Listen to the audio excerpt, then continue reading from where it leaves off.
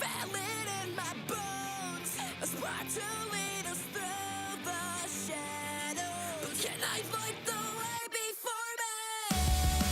It's coursing through my soul, a road to guide us through the sorrow. Can I calm this storm inside me? I feel it in my bones, a spark to lead us through the shadows. Can I fight the way before me? It's coursing through my soul, a road to guide us through the sorrow.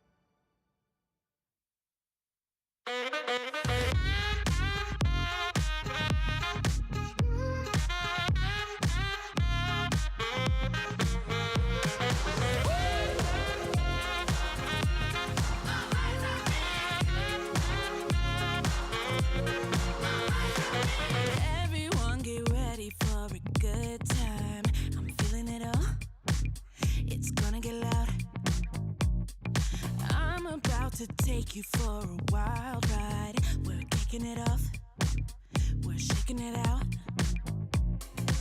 It's a thrill, it's a rush, it's a want, it's a must. Everything you could dream and we're right on the cusp. Follow me to a brand new place and I will show you. All eyes on me.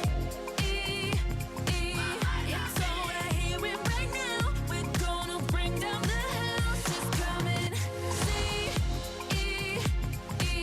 Well, lift your feet off the ground. You wanna keep us around. Floating on this feeling, it's a good vibe. If you're loving the flow, let everyone know.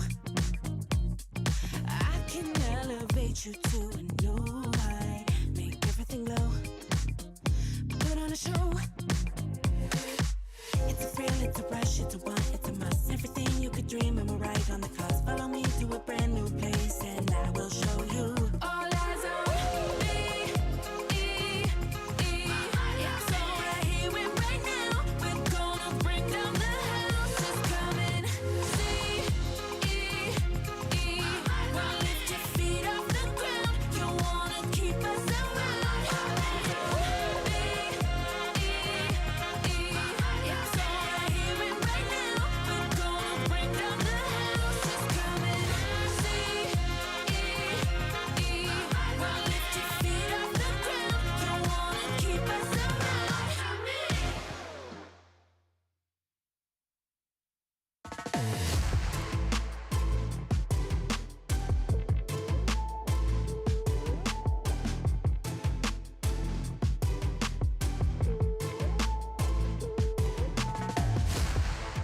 I just beat another level. There's nobody in front of me now. I put the pedal to the metal. And if I show up, I'm bringing a crowd. Look at me shine, look at me glow. All that I touch turns gold. City is mine, I'm on the throne, I'm in my big boss mode. And I love it, I love it, I love it. They can't touch it, can't touch it, can't touch it. Each and everywhere I go, each and every one I know, even all the ones I don't know at all. They call me Royal, Royal. Made it all happen, certified platinum. Royal, Royal. Get my own bag and slay my own dragons.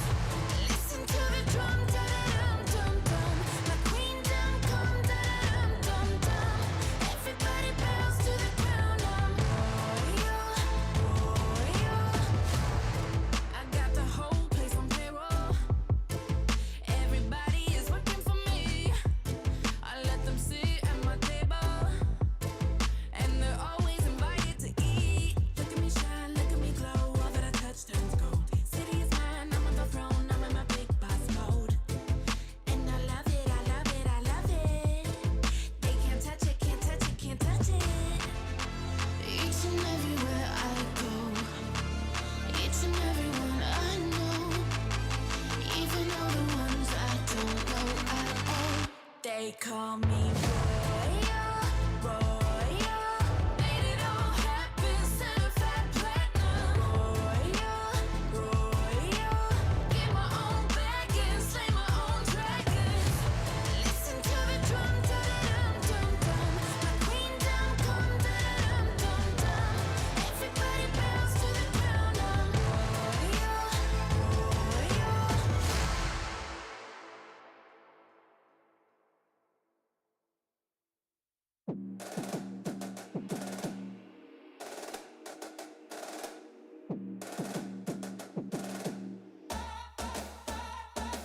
4 a.m., I was ready, 10 toes down.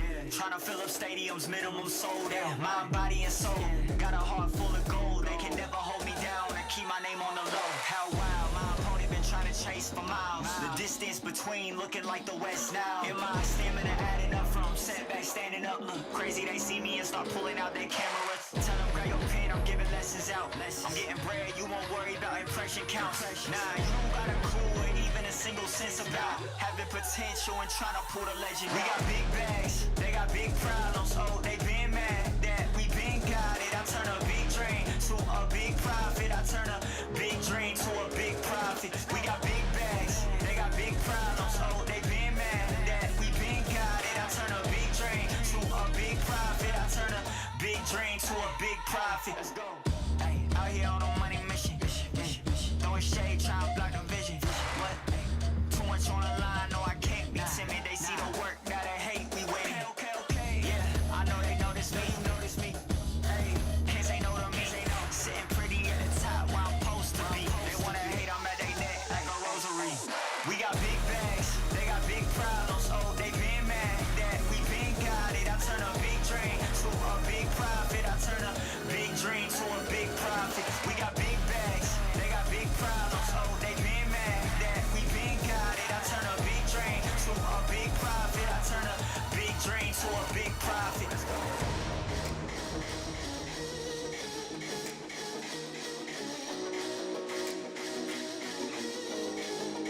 Big dream to a big profit.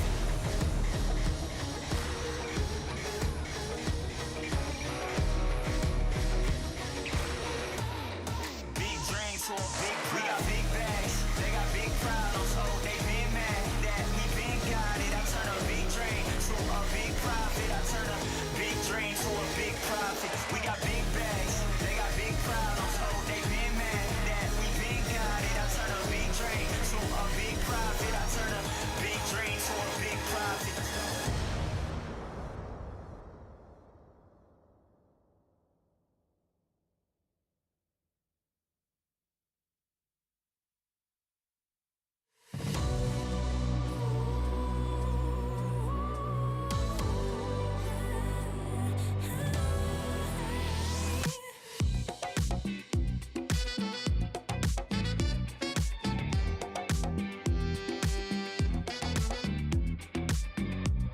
Always running my mouth, yeah, I'm feeling myself, so you better watch out.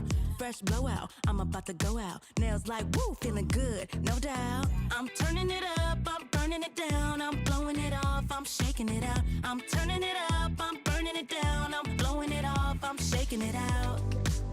Feel the beat in my body. Let it play. Feel so right. Keep dancing, yeah. Ooh, ooh. It's my time. Keep dancing, yeah. Ooh, ooh. I'm feeling so alive. Make this moment mine. I'm feeling so alive. Make this moment mine.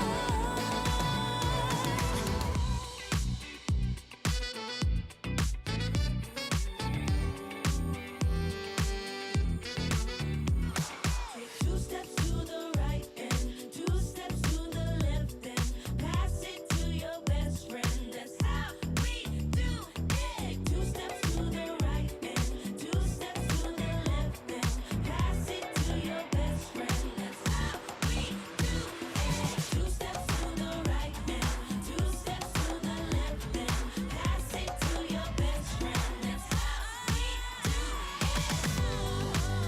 Feel the beat in my body. Let it play. Feel so right. Keep dancing, yeah. Ooh, ooh. It's my time. Keep dancing, yeah. Ooh, ooh. I'm feeling so alive. Make this moment mine. I'm feeling so alive. Make this moment mine. Keep dancing, yeah.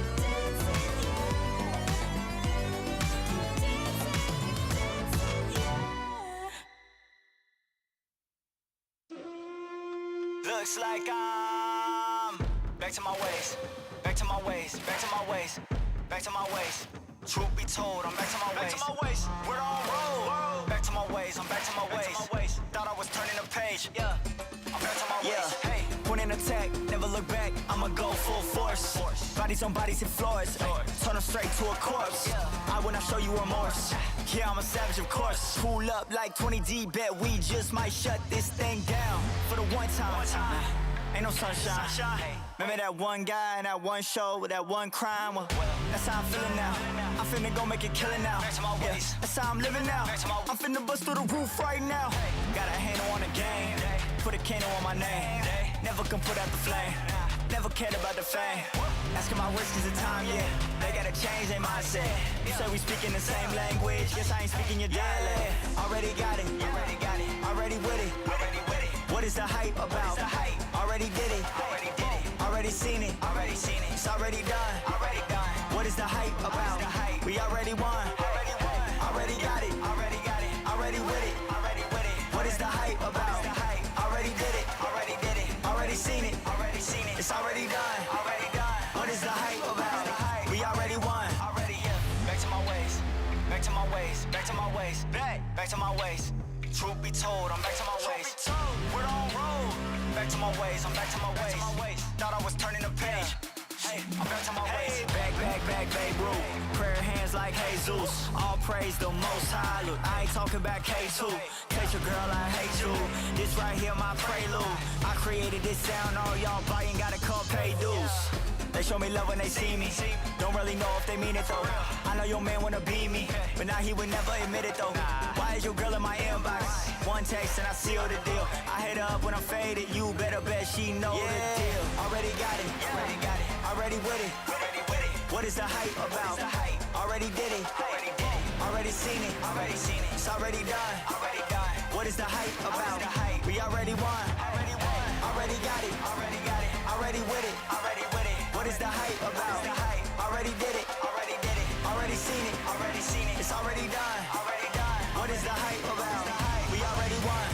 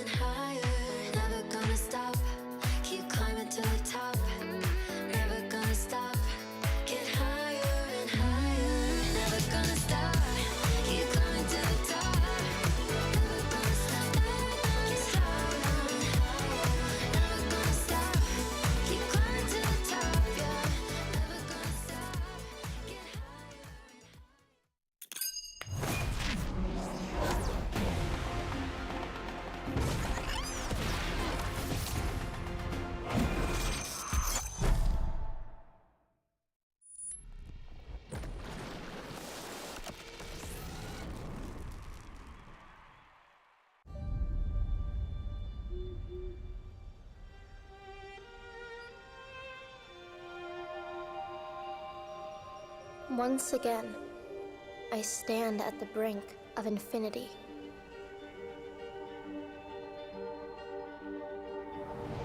What lies beyond the shrouded path? Death? No, nothing that simple. The best part of me will live on in the scars I leave behind.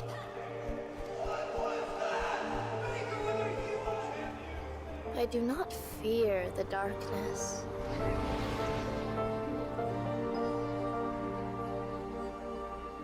I will brave the shadows, trusting nothing but my strength. I have found my limit 1,000 times, and still I press further.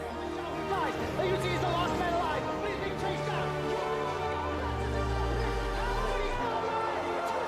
Every mistake, a lesson.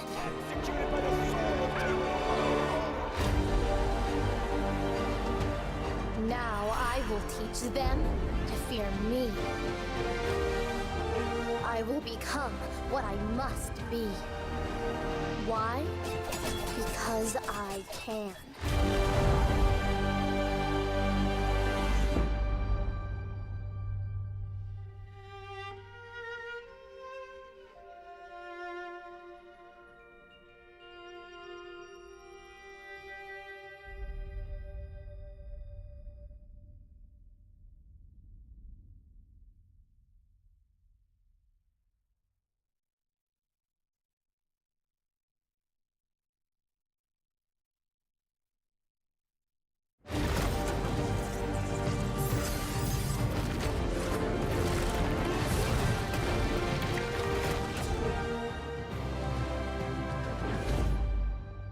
Hey everyone, I'm Matthew Froxon Long Harrison. I'm the design lead of the Summoner's Rift team. And I'm Patrick Petrie Noonan. I'm the product lead of the Summoner's Rift team. And the Summoner's Rift team, we own game health and game balance and all of the major game system updates in League of Legends. So this will be things like the champion durability update and preseason that we do each year.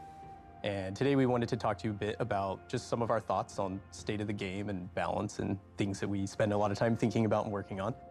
I know an interesting one is thinking about position health. And when I say position, I mean like top, jungle, mid, ADC, and support, of course. We look at select rates, like how many people are playing it, what do people feel and think when they're playing that, but we also think a lot about something called position agency too. Yeah, so for position agency, unlike champion win rates, we can't really look at the win rates of a position because there's one in each team. And so instead we look at something called position agency, which is the impact of a position on the game's outcome. So for example, if a jungler were to gank mid and get a successful kill, that's likely going to be some amount of impact towards the game outcome. And so we use a combination of some data models to figure out position agency, as well as our intuitive understanding as game designers and as players of the game to see whether a position is powerful or not. When you look at like how position agency is going across all the roles in the game right now, is there anything you're seeing that stands out as needing a bit more attention? Throughout the year, we did changes like durability update, the objective changes in patch 12.14, the teleport changes in patch 12.1. And these changes all tended to have one role getting the bad end of the deal, which was top lane. Both top laners were less likely to be able to kill squishy champions playing in the mid or support or AD carry positions, as well as finding it harder to impact dragon fights, which had become a little more impactful overall to the game outcome. And so what we observed was top lane going down in agency, and so we tried to give some of that back in preseason. That's not to say our job there is done. We do think that there are some gaps with the way that top laners find satisfaction in playing the role. And we observe that there's just a general split of players in the top lane overall. There are some top laners that really want to fight 1v1, and there are some top laners that really want to impact the map, and we want to make sure that a lot of those playstyles are viable as well. Yeah, and I know in working on preseason, another one of the big things we were looking at is how we could improve jungle select. So as probably a lot of players realize, like if we don't have the right amount of people playing all the different roles, this leads to other things like increase in autofill, like less quality matchmaking. And so even though jungle's a very powerful role, we noticed that, not quite as many players were wanting to play it. So I do know that we've created some changes for preseason that we're hoping will encourage some players to try out the jungle for the first time, maybe shift back over, making it a little bit more approachable. In this latest preseason too, we'd worked on a bunch of the new tank items together, and kind of our approach to tank items in the latest preseason did represent some shift in philosophy around kind of how we look at the mythic item system. Yeah, so when we first started with the mythic item system, we were generally looking at a few specific goals. We wanted players to always be able to choose between several different mythic items. We always wanted mythic items to be present in your build, and so they were generally tuned to be a strong early purchase. But as we've kind of seen it play out over the years, it's had a few negative effects. Namely, there are some champions who don't feel like they have a great mythic item, and so being forced to buy a mythic that doesn't feel right for their champion can feel pretty bad. And also, we've seen players wanting to opt into specific legendary items like Blade of the Ruined King that do feel great for their champion. Yeah. And so kind of our swing at the tank mythics in preseason kind of reflects a change in our philosophy, where we're not trying to pigeonhole champions into buying a specific mythic item every game. And the tank items are designed so that there are some mythics that you can purchase first, and there are some mythics that you can purchase second, and the whole system overall is just a lot more flexible.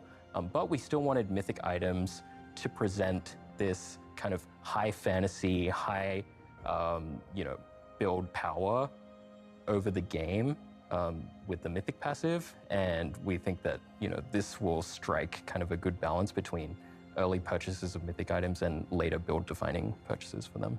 And I know we're still always looking at the different classes and champions in the game. While we are a bit looser on you always have to choose between multiple mythic items, because if there's an item a champion loves, that's fine. We want them to be able to take it. But we are still looking for cases where maybe a champion does want more choice in the item system and they don't have that. Or maybe there's just a certain type of item that their champion would really benefit by and it's not even available as an option. So there might be new items coming out over the next year, perhaps. Yeah, perhaps. But yeah, when thinking about kind of the state of the game and balance in the game, I know probably one of the hottest topics for players is champion balance. That's kind of the main vehicle that players experience the game. How strong is my champion? How strong is the enemy champion? It was really exciting to see the champion durability update go out, and we saw it live. The fights are lasting longer. Players have more opportunity for strategic decisions. It was exciting to see that this doesn't seem to have impacted bloodiness or amount of fighting or kills. That was something we were worried about. And then we've also had a chance now to see this play out at the highest levels of play and professional play and at Worlds. Yeah, I think overall, like you said, we were very nervous about increasing the durability of every champion in the game and how that would impact bloodiness. However, we've kind of observed that there were some surprising outcomes from the objective changes in particular. We intended to make objectives a little more tanky so there was more tension around fights, and to make them more rewarding to take in compensation for that. And what we've observed is that, especially in pro play, engagements around these objectives have been very high tension. A team can't just burst the dragon and then run away. Yeah. Instead, they have to kind of think carefully about how they're committing their resources. Maybe there's a bit of back and forth, and it's allowed for a lot more of this back and forth between teams and high tension engagements, which has been really exciting to watch overall on the pro play stage. Yeah, it's been exciting watching that at Worlds, but now that we're kind of focusing back in on live play and the rest of the player base and what champion balance is like, we do still think there's opportunities to improve our current approach to champion balance. Yeah, for sure. So our champion balance framework that we did a few years ago, it served us pretty well. The game feels like it's in a pretty good spot numerically balanced wise. But moving forward, I think there's a lot of opportunity in making sure that champions feel good to play, that they're satisfying their gameplay fantasy that the player signs up for when they lock in their champion. And so even though a champion might be numerically balanced, it doesn't mean that they necessarily feel the most satisfying that they can be to play. And so we want to have a kind of heightened focus on that moving through this year, as well as kind of making sure that all champions fit a strategic purpose in the game alongside that. There are a few other deficiencies with our champion balance framework that we've observed. So a champion might be quote unquote balanced, but they might be on the weak side of balanced or the strong side of balance for an extended period of time, but it doesn't result in them being changed. And so we're kind of making sure that champions, especially when they've been in a certain state for a long time, either too weak or too strong, but not quite strong or not quite weak enough to receive a direct change, that those champions will be looked at. And so we think that there are many other small changes like this that we kind of need to investigate and see if they're going to be good to put into practice. Great. So speaking of a good state of the game and the start of the new ranked season, any recommendations for the players out there to start their rank climb? So I think the jungle is going to be a vibrant place for champions of all types to at least go in initially. We think the jungle pets are going to be meaningfully improving champions' jungle clears and their ability to perform in the jungle. Some other stuff with the tank items I think is going to be super exciting, and yeah, we're super excited to see how that plays out. Yeah, I'm excited to hopefully take my Singe back into the jungle. We'll see how that works out. But anyways, yeah, it's been a pleasure talking about just our thoughts on the state of the game, and we just want to wish all the players out there best of luck on their start of the ranked season, and happy climbing. Yeah, good luck.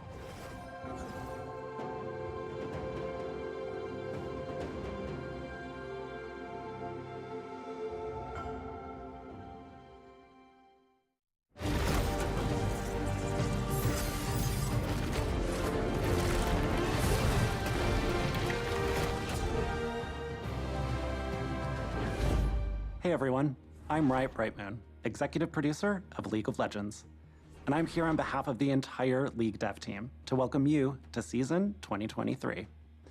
First off, I want to wish you all a happy start of a new season, and I want to thank you for the marks you've all made on League, from the hype plays to the big brain moments, and all the ways you've helped make League what it is today.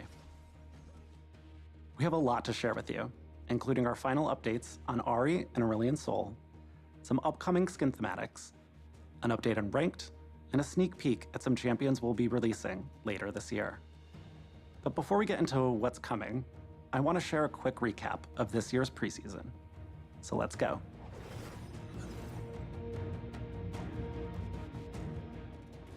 The Chemtech Drake has had a major glow up.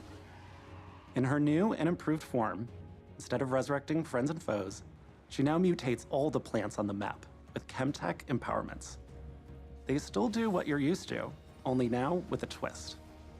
And each time you defeat the Chemtech Drake, she'll grant stacking tenacity, plus healing and shielding power.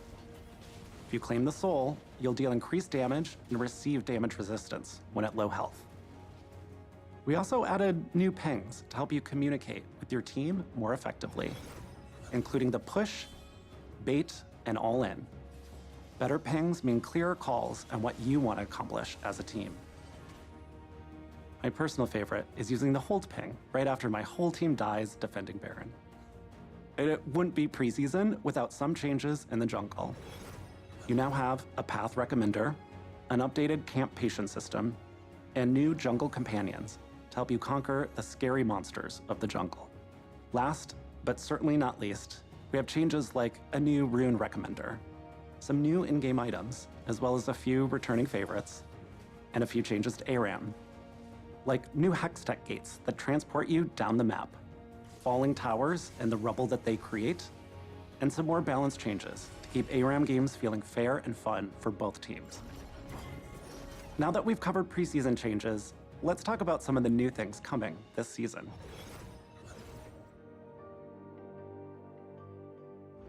After a year of waiting, we're finally releasing Ahri's ASU. Her base, her skins, new VFX, splashes, and all 9 tails have been updated and will be out for all of you in just a few weeks. We can't wait to see what you think of her new look.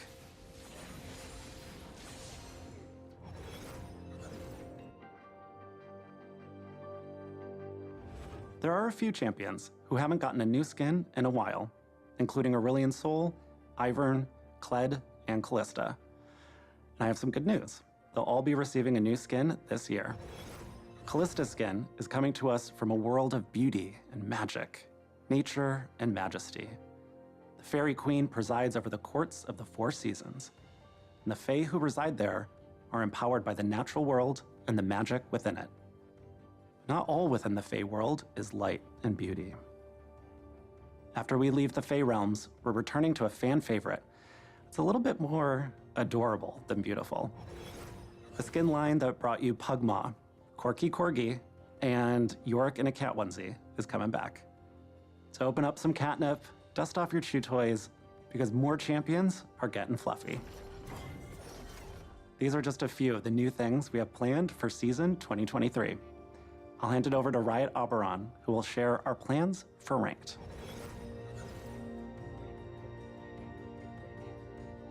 Hey everyone, I'm Chris Roberts, also known as Riot Oberon, the project lead for the Game Loop team. We work on things like champ select, matchmaking, and the various queue types from ranked to normals. That means we're not just focused on ladder grinders, we're also here for players who just want to have a good time with friends. Last year, we shared a blog update with some of our upcoming plans, including anonymized champion select, pick order swapping, and the loadout recommender. Since then, we've also been working on a few other projects, and there's one big thing I want to talk to you about today, the mid-year ranked reset.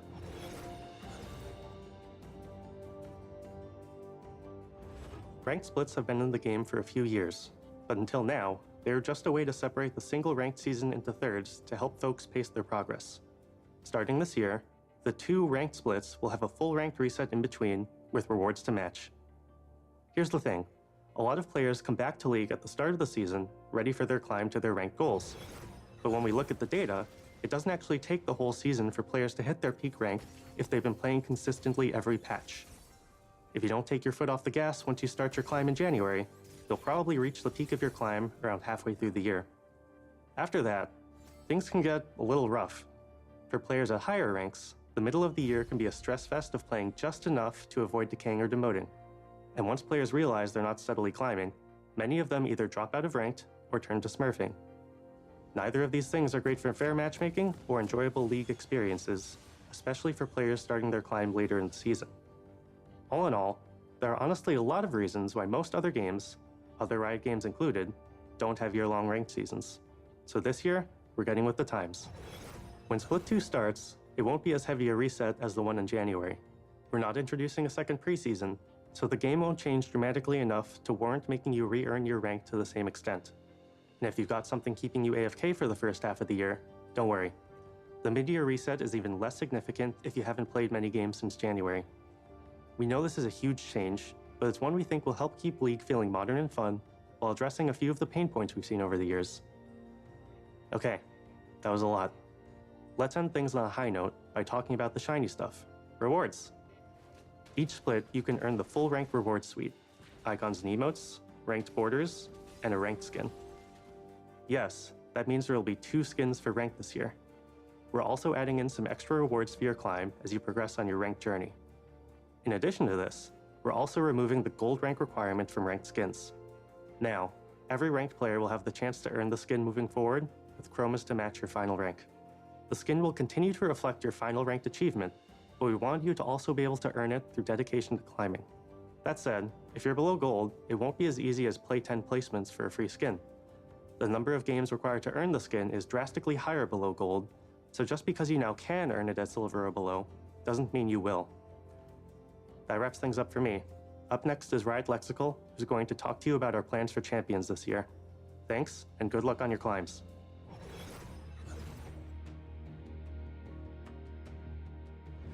Hi everyone, Lexi Riot Lexical Gal, the product lead for champions here. I'm going to talk a bit about some of the new champions we have planned for this year. But before that, I want to touch on our plans for the year overall. This season, we're focusing a bit more on smaller updates to the parts of the champion roster that has been left in the dust. We want to continue improving older champions' gameplay fantasies, so we'll be doing more mid-scope updates throughout 2023. And beyond gameplay changes, we'll also be polishing up some of the roster with much-needed VO updates for a few of our older champions like Nidalee and Varus, both of whom cross paths with some of our upcoming champions.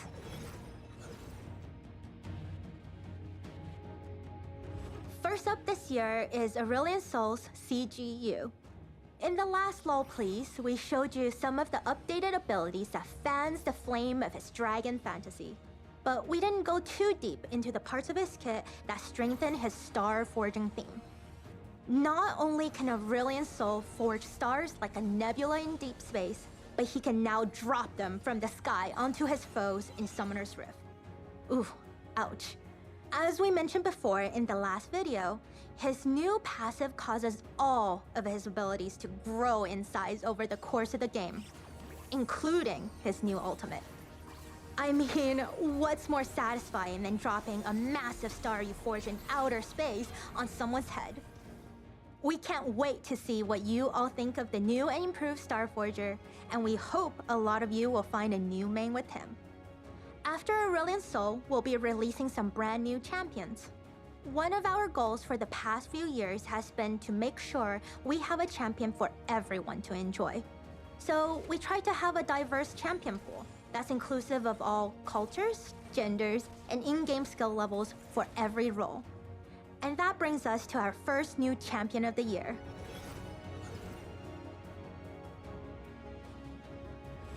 I'm super excited for all of you to meet our male enchanter from Ishtal. Displaying an incredible understanding of the fire axiom at a young age, Melio uses fire not to raise cities, but to soothe wounds.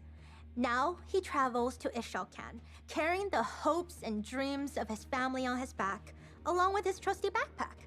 He's about to face the biggest challenge of his young life, the Vidalian.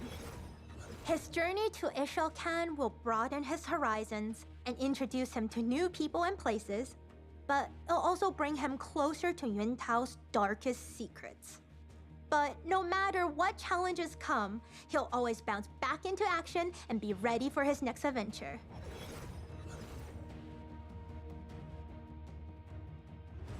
After we're done with the adorable enchanter, we're moving on to something a bit edgier. I know some of you love complex champions and novel link skill descriptions, but others wants to focus on macro play and pounce into action with a straightforward kit. If that sounds like you, good news. Nefiri is the Darkin for you. She's a mid-lane assassin made for those of us who want to focus on the hunt. After awakening from her slumber, her first objective is to track down her Darkin brethren. Her newfound body, or bodies, seems like a cruel twist of fate at first, but they prove useful for locating her fellow Darkin, and as a source of wisdom. After all, it's always better to hunt in a pack. I have some bad news though. Unfortunately, Nefiri is the only champion this year without a shirt. We know how much you all love abs, so don't worry. We'll be looking for more opportunities next year.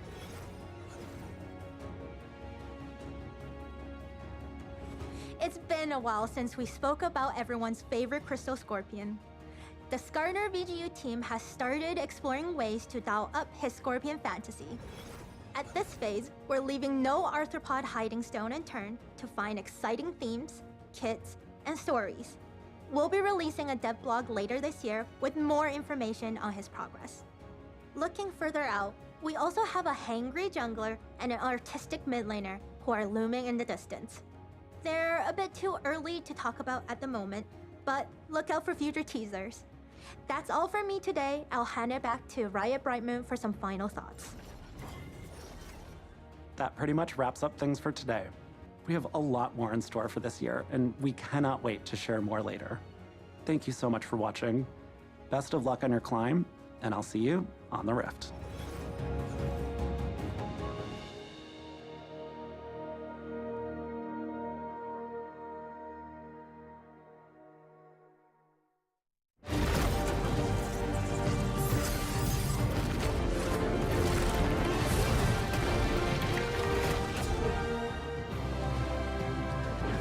What we're gonna do is we're gonna buff Blitzcrank, we're gonna buff Soraka, we're gonna buff AD Yumi. Okay. Well, now the cameras are rolling, so we should probably get to our talk. Okay. So we're here to talk about midscopes today. My name is Tim. I'm a designer on the Summoner's Rift team. I've done a few midscopes in the past, like Syndra, Swain, and a long time ago, Rammus, and I'm here with my friends. I'm Ezra. I'm also a designer on the Summoner's Rift team. I do item balance systems, that kind of thing. Previously, I worked on Rengar as a mid-scope, and I'm currently working on Nico. I'm August. I'm the lead champion designer, and mid-scopes I've worked on is most recently Jax, and then before that, Talia. And the first question we have to answer, which I'm sure is on a lot of players' minds, is what is a mid-scope, and what sets it apart from balance work, VGUs, CGUs, ASUs, ABCs, whatever, letters, all that stuff? Probably the best way to say it, like in a big summary, is VGU, Visual Gameplay Update, is kind of like a new champion. A mid-scope is like refreshing a champion. So with the VGU, like say what we did with Pantheon or Aurelia, you got a very new champion out of that. You got new animations, new sounds, new VO, new kit, and that's an important part. Whereas a mid-scope is a lot more about refreshing a current character for its current players. In its essence, it's taking the fantasy of a character. We're not making a new character, we're not making a new fantasy, and making it a 12 out of 10. Like, how far can we push this so that players feel like, oh, for Swain, I'm this huge demon bird that can be in the middle of their team. Or for Talia, that I'm actually an Earthweaver and I'm not punished by using my Q. And then the second part about mid-scopes that's really important here is that because they're on lower scope in terms of work, they're on shorter timelines. Some only take like 1 or 2 months, and which means we can get them out a lot faster. So how do we go about finding a good target for a mid-scope, right? Because there's a lot of different projects we do. What defines how we find a target for VGU versus random patchwork that me and Ezra do on a 2-week basis? When a character feels like they maybe have lost their place in the game, where they feel a bit stale, they feel like they might not have as much of a purpose as they used to, a designer can look at a mid-scope and say, hey, is there some way to like really refresh who this character is in the game and what their place is in the entire league roster? In the past, we've done mid-scope-like projects. A lot of them have been really good. We've done Xin Zhao, Tahm Kench, Sona, Rengar. We've done projects like this. But a lot of times when we do like this level of work, it's framed in terms of problems. Back in the day when we did the original work on Talia, that players said, Talia's a pro problem, we need to fix her for mid lane. And we succeeded in that, but it was like kind of at a cost to Talia players, as opposed to possibly a benefit. And so a lot of mid-scopes are framed in terms of not problems, but opportunities. It's about asking the question, hey, I see this character and I see somewhere that they could be even cooler, even better. And maybe we've fixed some problems along the way, but it's about finding what's exciting about the character that we can really play up and enhance. So you worked on Nico, you worked on Syndra. How do we select mid-scopes? Like, is there a method to how we're choosing these projects? The way I see it is, for the most part, it's strong passion for a character. Someone who's like deeply involved with the character, deeply interested in the character's success. They understand the character. You know, some of these characters have been live for years and years and years, so you've played them a lot. You truly understand the failings and the opportunity. I play Nico. I used to play her a lot, actually, and I was just like, at the end of the day, I was like, this character isn't... I want to have fun, and she's not letting me, right?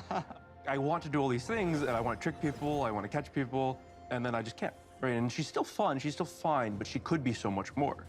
That type of message is what we want to have for mid-scopes, which is, it's not about problems, it's not about meeting a schedule or stuff like that. It's really about finding a fantasy and seeing if we can enhance that for the players, right? Yeah. That's what a mid-scope is. And sometimes like a mid-scope can come from like, you know, just years of players telling us something.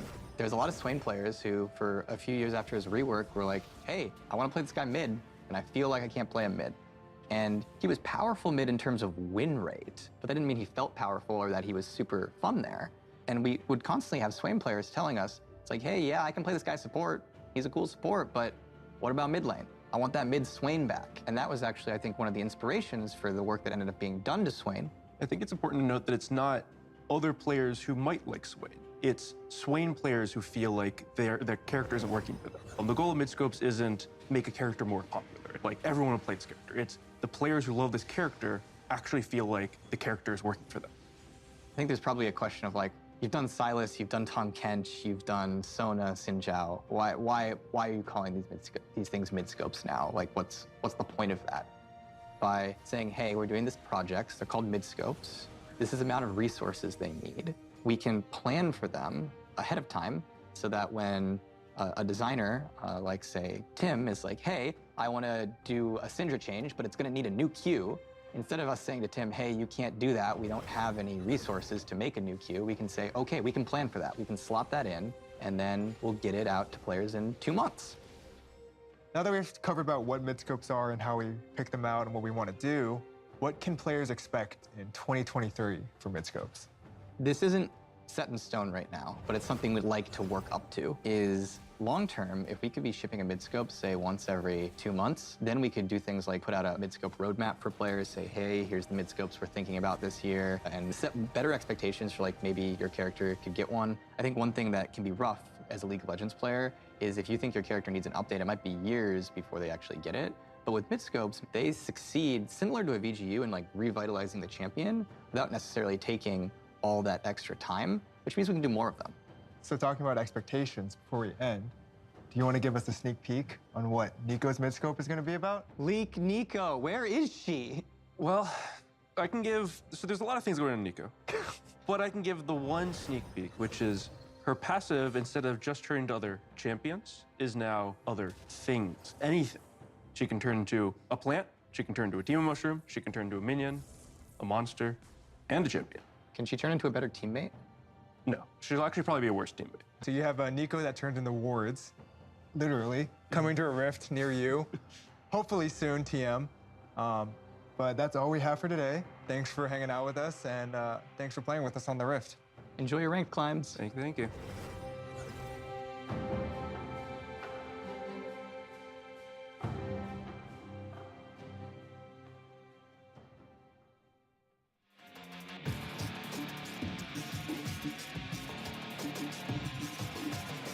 This city never sleeps, chemically brought down on its knees. With every breath that I breathe, clenched fists and gritting teeth. Tonight the energy flowing in me is waiting for relief. Thunder beneath my feet, a sight you won't believe. Until the dawn, the darkness falls, and I lose control. I feel it in my bones, a spark to lead us through the shadows. Can I fight the way before me? It's coursing through my soul, a road to guide us through the sorrow. Can I calm this storm inside me? This electricity, a part of me that's under pressure. Charged up, my fuse igniting, a sight you wanna see. I'm outside, pointing to the sky, gonna make the earth shake, 'cause you can't contain me. Voltage burst through the black of my eyes, put my finger on the trigger and I'll shock you, baby. Against the odds, until the dawn, the darkness falls, and I lose control. I feel it in my bones, a spark to lead us through the shadows. Can I fight the way before me? It's coursing through my soul, a road to guide us through the sorrow. Can I calm this storm inside me?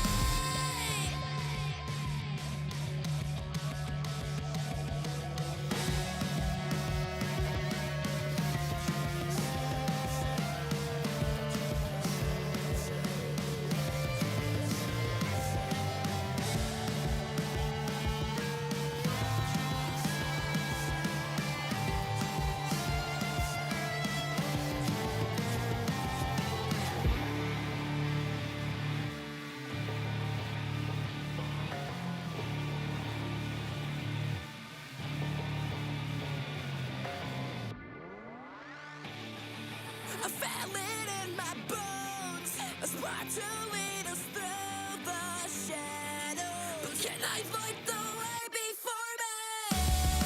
It's coursing through my soul, a road to guide us through the sorrow.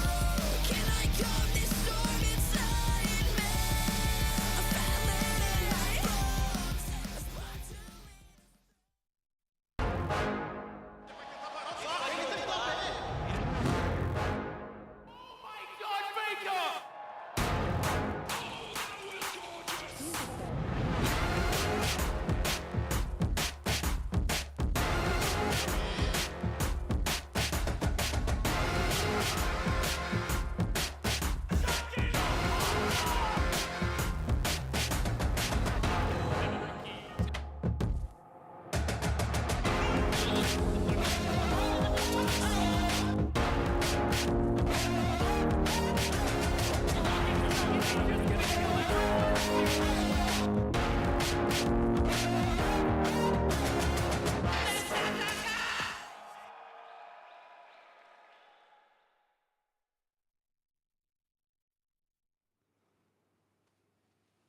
Welcome one and all to the LPL season kickoff event for 2023. I'm Mazel, and I'm joined for the first time on camera by Jamada, and we are so excited to get these bangers underway.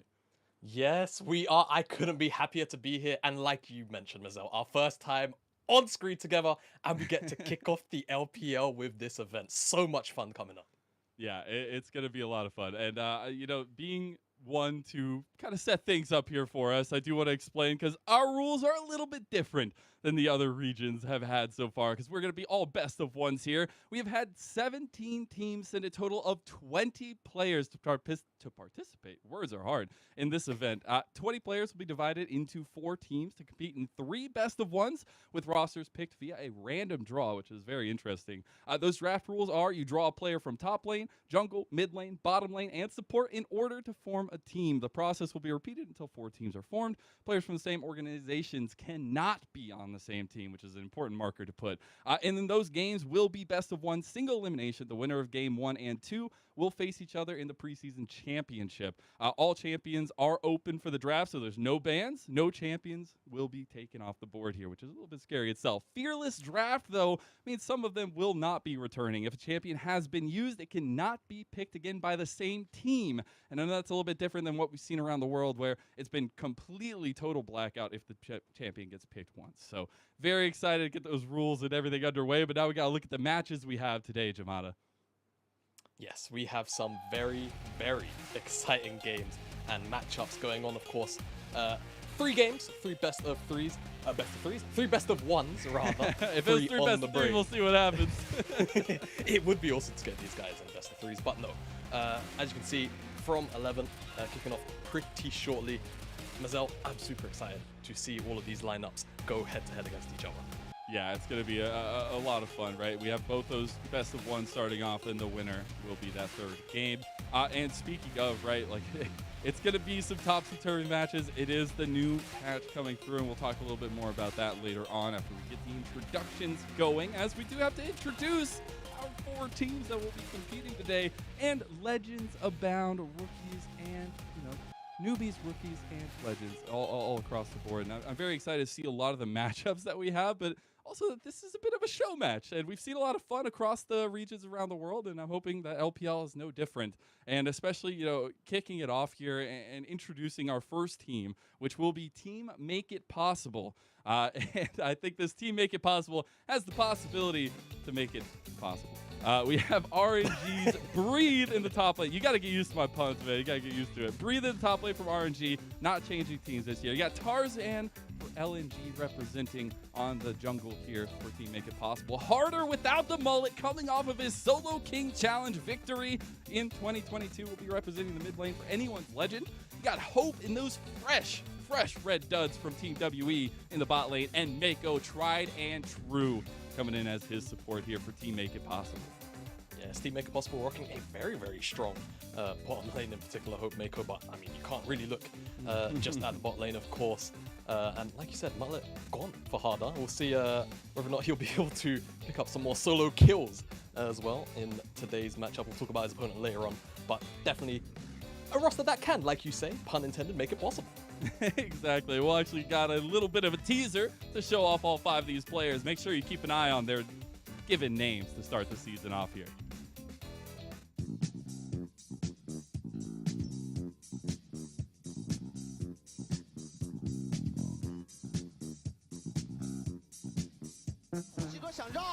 这波感觉呼吸哥要进来了，呼吸哥直接闪现戳走了他的，呼吸哥这边还有机会，再说戳到绿毛，一个大步挡一下，对面要死了，对面倒地了，这波 RNG 的团战。武魂如何就把他给穿死了？是的。那这样塔赞想利用假猴去抢，但是威武很懂，威武不打龙，先打人。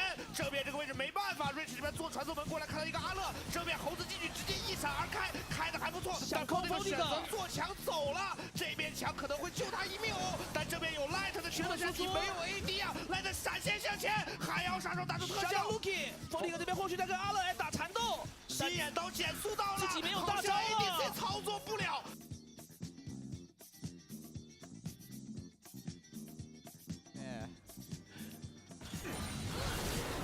哇，JK 好凶啊！仗着有进化，对，闪现拉大，直接给到对面的 AD， 白起交狂风往后拉，这个球有点危险 ，Kickoff 直接被给到。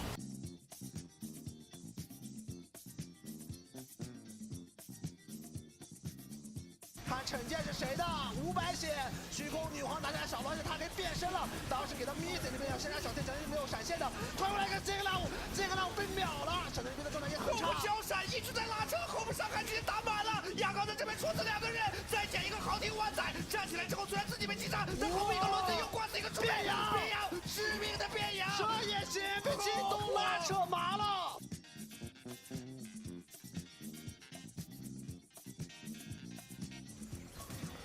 再来，要蹬回来喽！哎，喜欢发表情，正撞 Q3 再斩，直接点燃加刺死剑气，直接伤害够了。征服者一上来，哦，这个预判。Man, that clip, oh my goodness, love to see it, and especially team make it possible. I'll just give a shout out to the Night Hunter, Breathe, and the top lane. Man, those names are so cool. But let's move on to our second team here. Our second representative is Team Remember Our Name. Shanji, the legendary Shyvana from the top lane representing from OMG. We got Ultra Prime's Ning making a comeback here. Knight's going to be representing in the mid lane with his freshly achieved JDG gaming jersey. We got LWX, tried and true FPX ADC representing the bot lane. And then Jin Zhao from LGD will be his support today. Yeah, so many legendary names, of course, and young names coming up in Shanji as well. Definitely one of my players to watch for 2023. But of course, the return of the king in Ning is probably going to be super exciting to see today and of course moving forward. Remember our name? I think people already remember the names of Ning, Knight, and LWX. People will probably be looking to try and remember Shanji. Indeed. I know we just saw Tarzan with the moniker King of the Jungle, but make sure you keep an eye on Ning's as we're going to throw it to another little teaser for this team. Remember our name.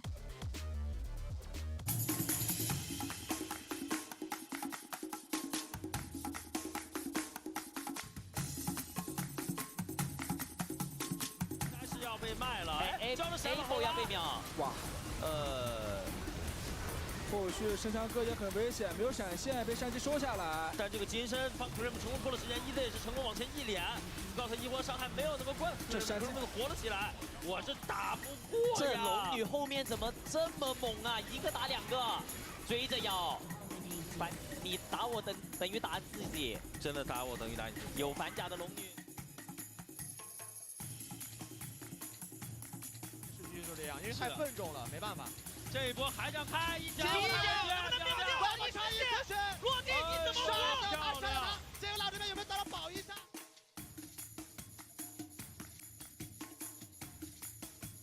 躲了下柱子，延续的石曼来了，自己在 F6的口子打了 Kickoff 一个闪，这边巨魔也被打闪，后面有一个绕后的 T， BB 交闪去追巨魔了，巨魔这个位置 BB 伤害够吗？走下位 BB 在这边直接把巨魔给击杀了，恶意收过来追过来，但是在微微的位置非常好，引针促射直接穿麻了，引针促射打了多段的伤害，哇，这波 W 为什么要追这么深啊？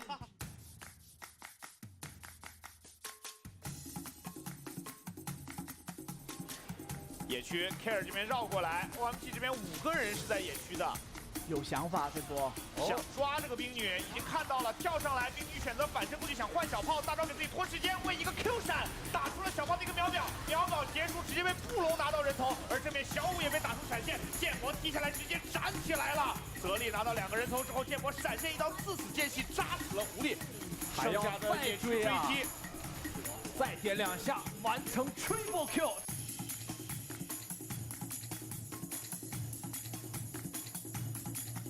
第一时间被秒了，快开斩了进去，旁边菲利斯扛了很多的伤害，这个时候立场开的总算是很到位的。小虎永霜定了3个，大招给自己占空了。小虎这边拖了时间很久，到了泽利的收割时间吗？嘎拉这波输出位置还非常不错，先瞄准一个菲利斯，他结束了一波前排，嘎拉还在拉扯，但是派克直接斩出了一波3杀，这个血缸可以他斩了起来，嘎拉身上被套了手虚了，找了一波闪现，他还能拉扯，斩空了，斩到第1条命，嘎拉的复活甲掉了出来，4个人再加上这起身，永霜定住已经的已拉不开了，有菲利斯打出团灭。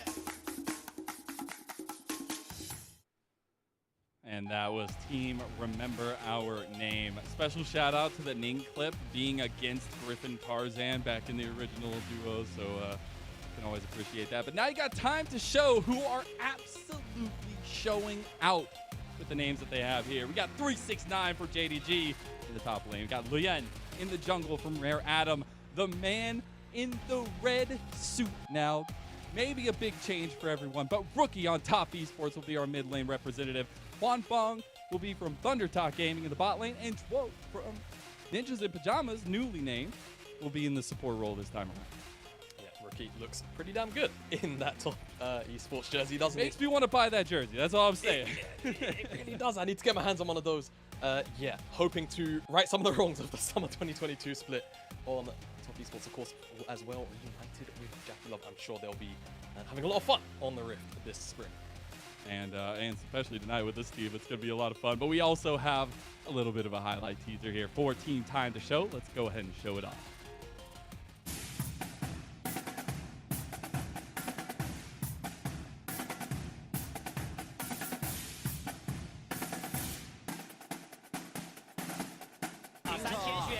时候就看这里，我的天，赵立坚直接把这个小龙给拿下。GG 续住，但是一技能能不能出来？没出来，他被魅惑住了。Scout 遭遇秒杀，那 EDG 这波可能得且战且走了，自己没有地方撤。369他已经断后了，卡拉伟一个大招斩上去，吸回辅助，想找卡拉伟，盲动一脚 Q 进了空了，但是一个空中的可选，直接卡拉伟给秒杀。船长已经砍下了一波 double Q， 这来自京东的一波追击。我的天，船长再次一个枪火谈判，有没有误杀 Q 的369拿着自己的死神镰刀，还在不停的追击这个抢龙的圣僧，很急，兄弟给个盾，快点爆破国之在喷吐了。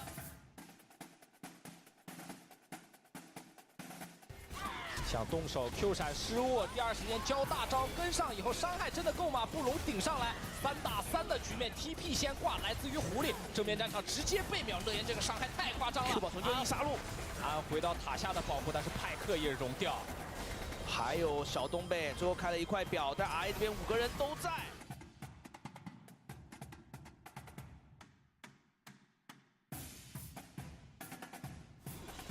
来了，岩雀封路，直接是拔2塔，赵信戳回去了。这个位置被铁腕进攻甩走，恶意收购再次在角落里把上野收购在一起，给了一个及时救险。练2塔先被击杀，但后面弗兰朵扛得住吗？纳尔来了，外传已经很尽力的穿死这个卡莉斯塔，但是卡萨直接壁咚了一个塞纳，再被抬过来拿到人头，现在变成正面的一个2换3之后 ，W 晕住了一个塔姆，再回旋甩到墙上，再接一连突，好在高地塔配合上一个大导弹是击杀到了对面的一个人，这样双方打成了一波惨烈的4换3。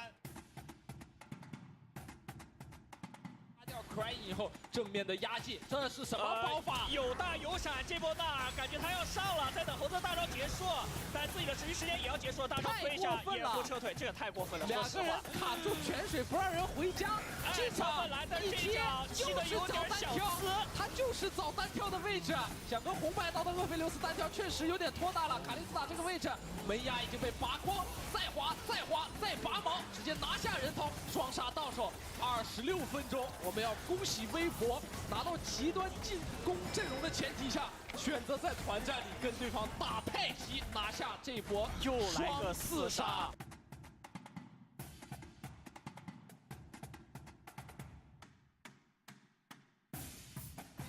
这野区防守做得好，而且小鹏这个时候来到了下半区，对面下路是没有视野的。对，他居然还能gank，艾克身上被套虚弱，闪拍2个，小鹏再打一下红 buff 减速，打出布隆被动。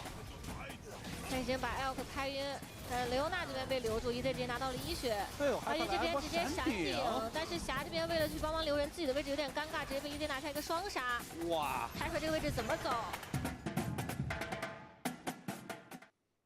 And that was Team Time to Show. Just gonna give a special little shout out to Juan Fong, the Lion Emperor, just because he's got that main going now.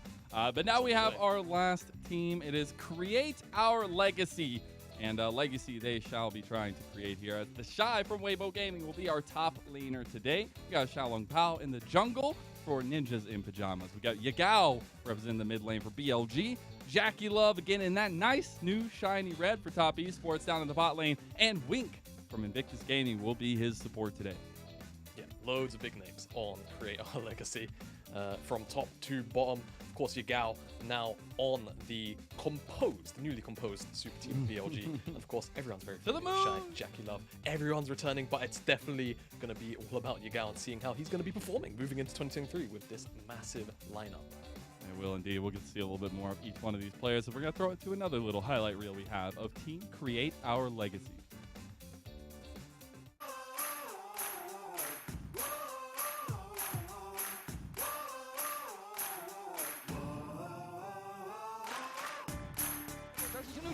伊娜塔下的大招非常好，艾尔克在侧面被逮捕了，这个位置闪现过来的德帅可能要对艾尔克进行击杀，海克这个位置也被落单，怎么哪里都是落单，捉对厮杀的一个团战，接连倒下，只剩下中辅2个人，这一波大团又是像上一波一样啊，怎么还有刺客型的纳尔呀？哪儿都是他，又是1波3杀，2波3杀了。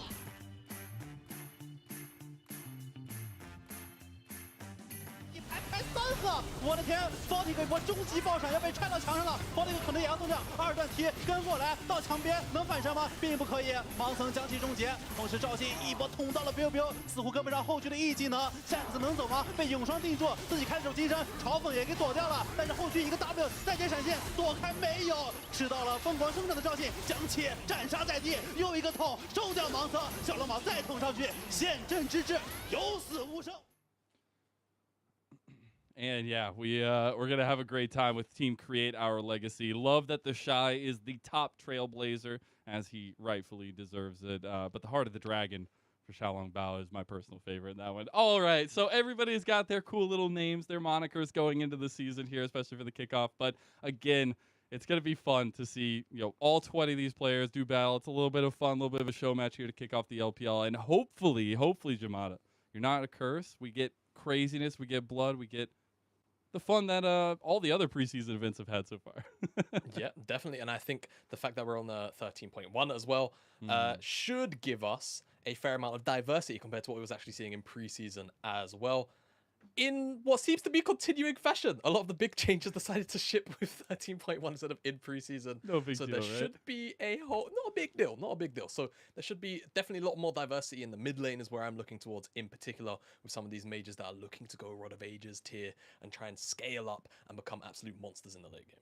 I don't know if I'm excited for the scaling mid laners. I like the crazy fights around mid lane jungle mid duos. We'll see if we still get that. But as well as having Cassante a mainstay in the top lane so far, at least in the preseason games we've seen, and I'm very excited to see what these solo lanes are going to really end up being, because we've kind of seen the ADC meta at this point. I don't think we get that many different changes here.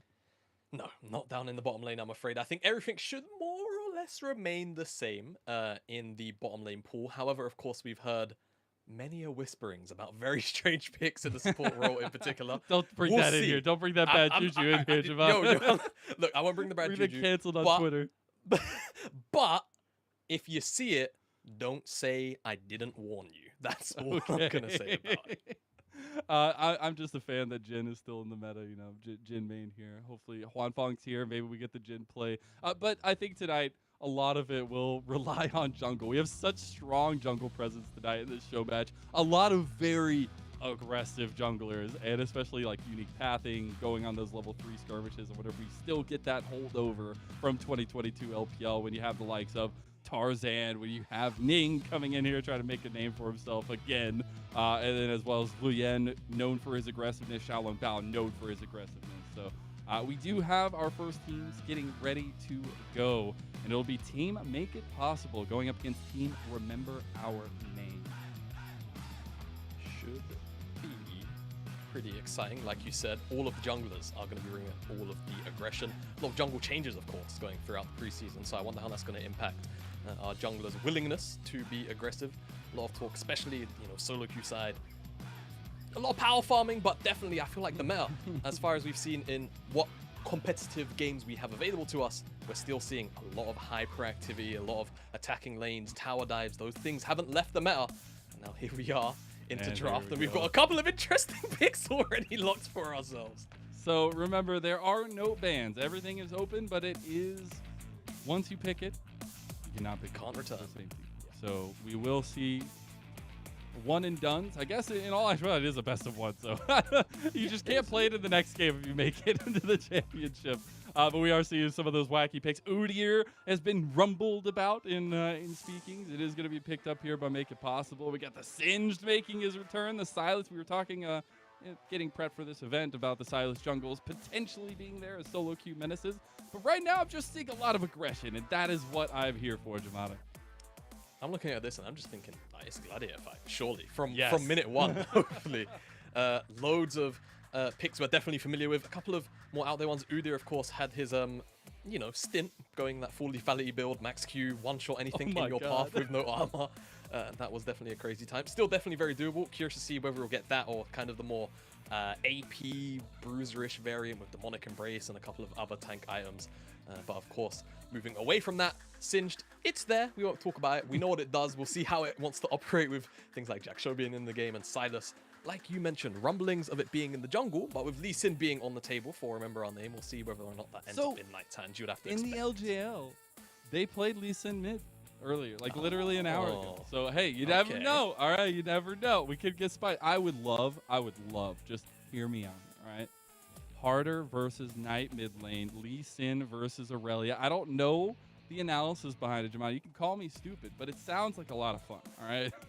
I would call it fun. There's a lot of mobility, a lot of dashes going on. I feel like Lee Sin will probably lose once level 6 rolls around, but maybe I just don't understand the matchup that well.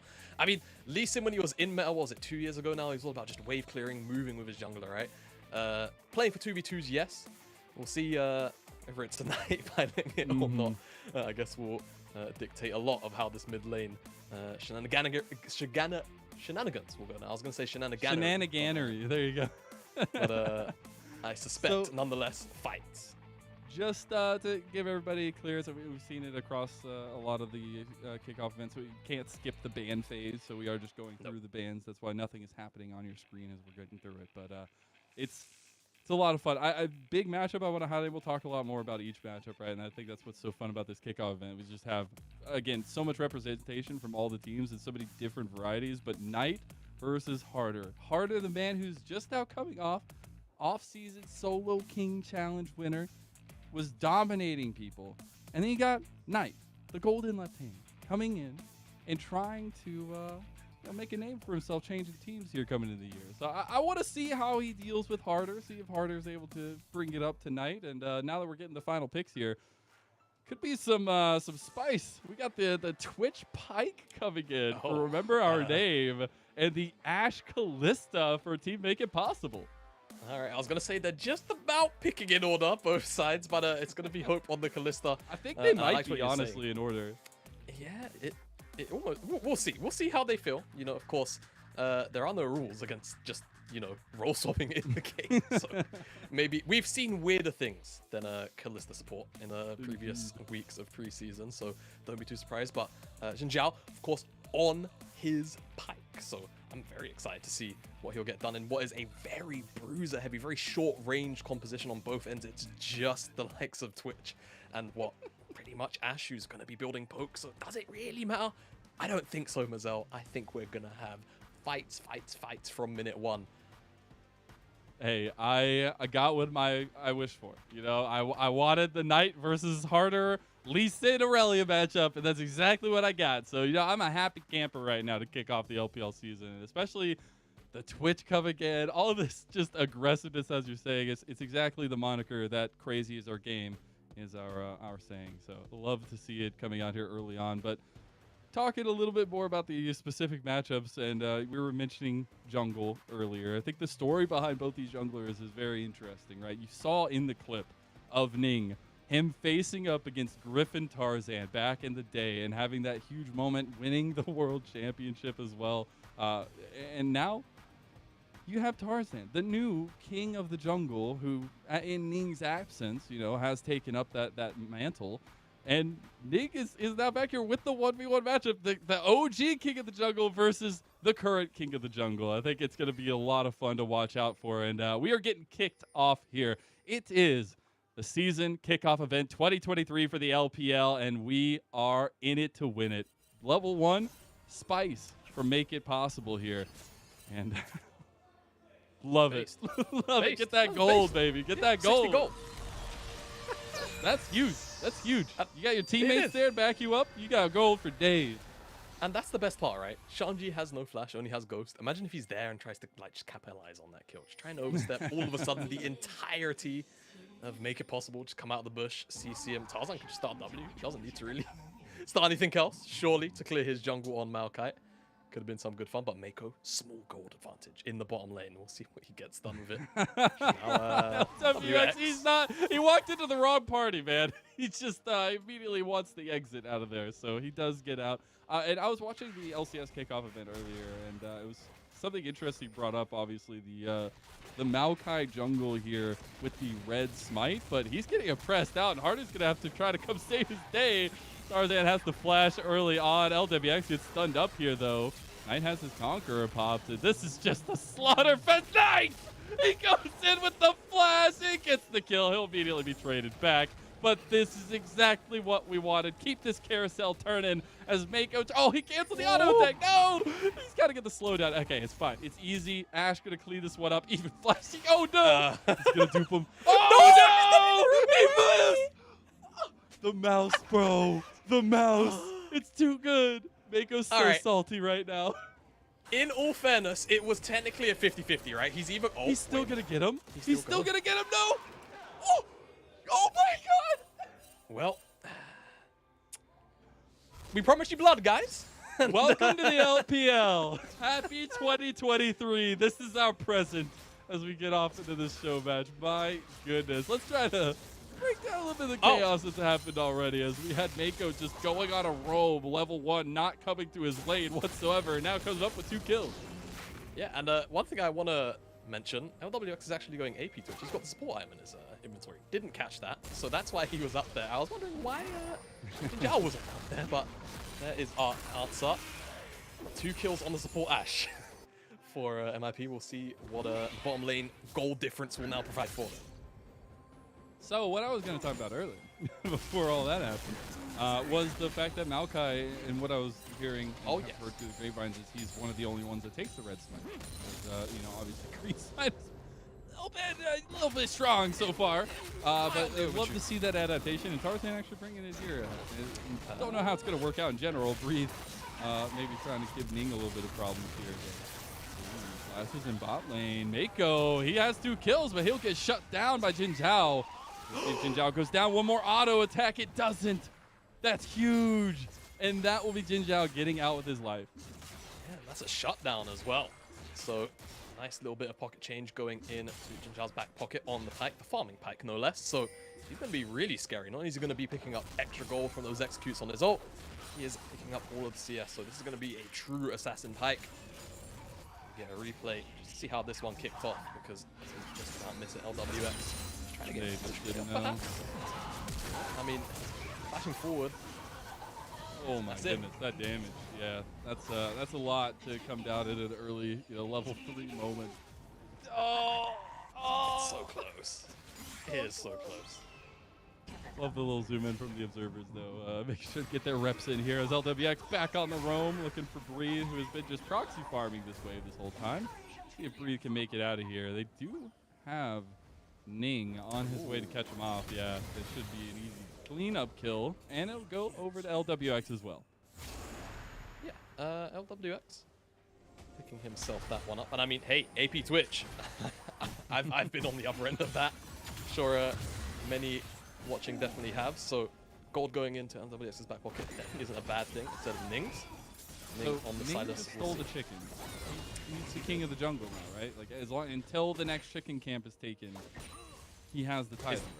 Is that how we're doing? I mean, to be fair, 2018, 2019, chicken camp stealing was when that whole thing started off. So you know what? All right, we'll keep it like that. Right now, Ning has belt or crown. What do you think? Belt, crown? We're going crown. We're going crown. All right, yeah. Has the crown right now. And we'll see whether or not Tarzan can steal that one back. Sure you keep track of it, Twitch chat. I don't think we'll be able to. We'll see what happens. Tarzan will be trying to take away his own his camps, while Shanji just gives him a little passing hello.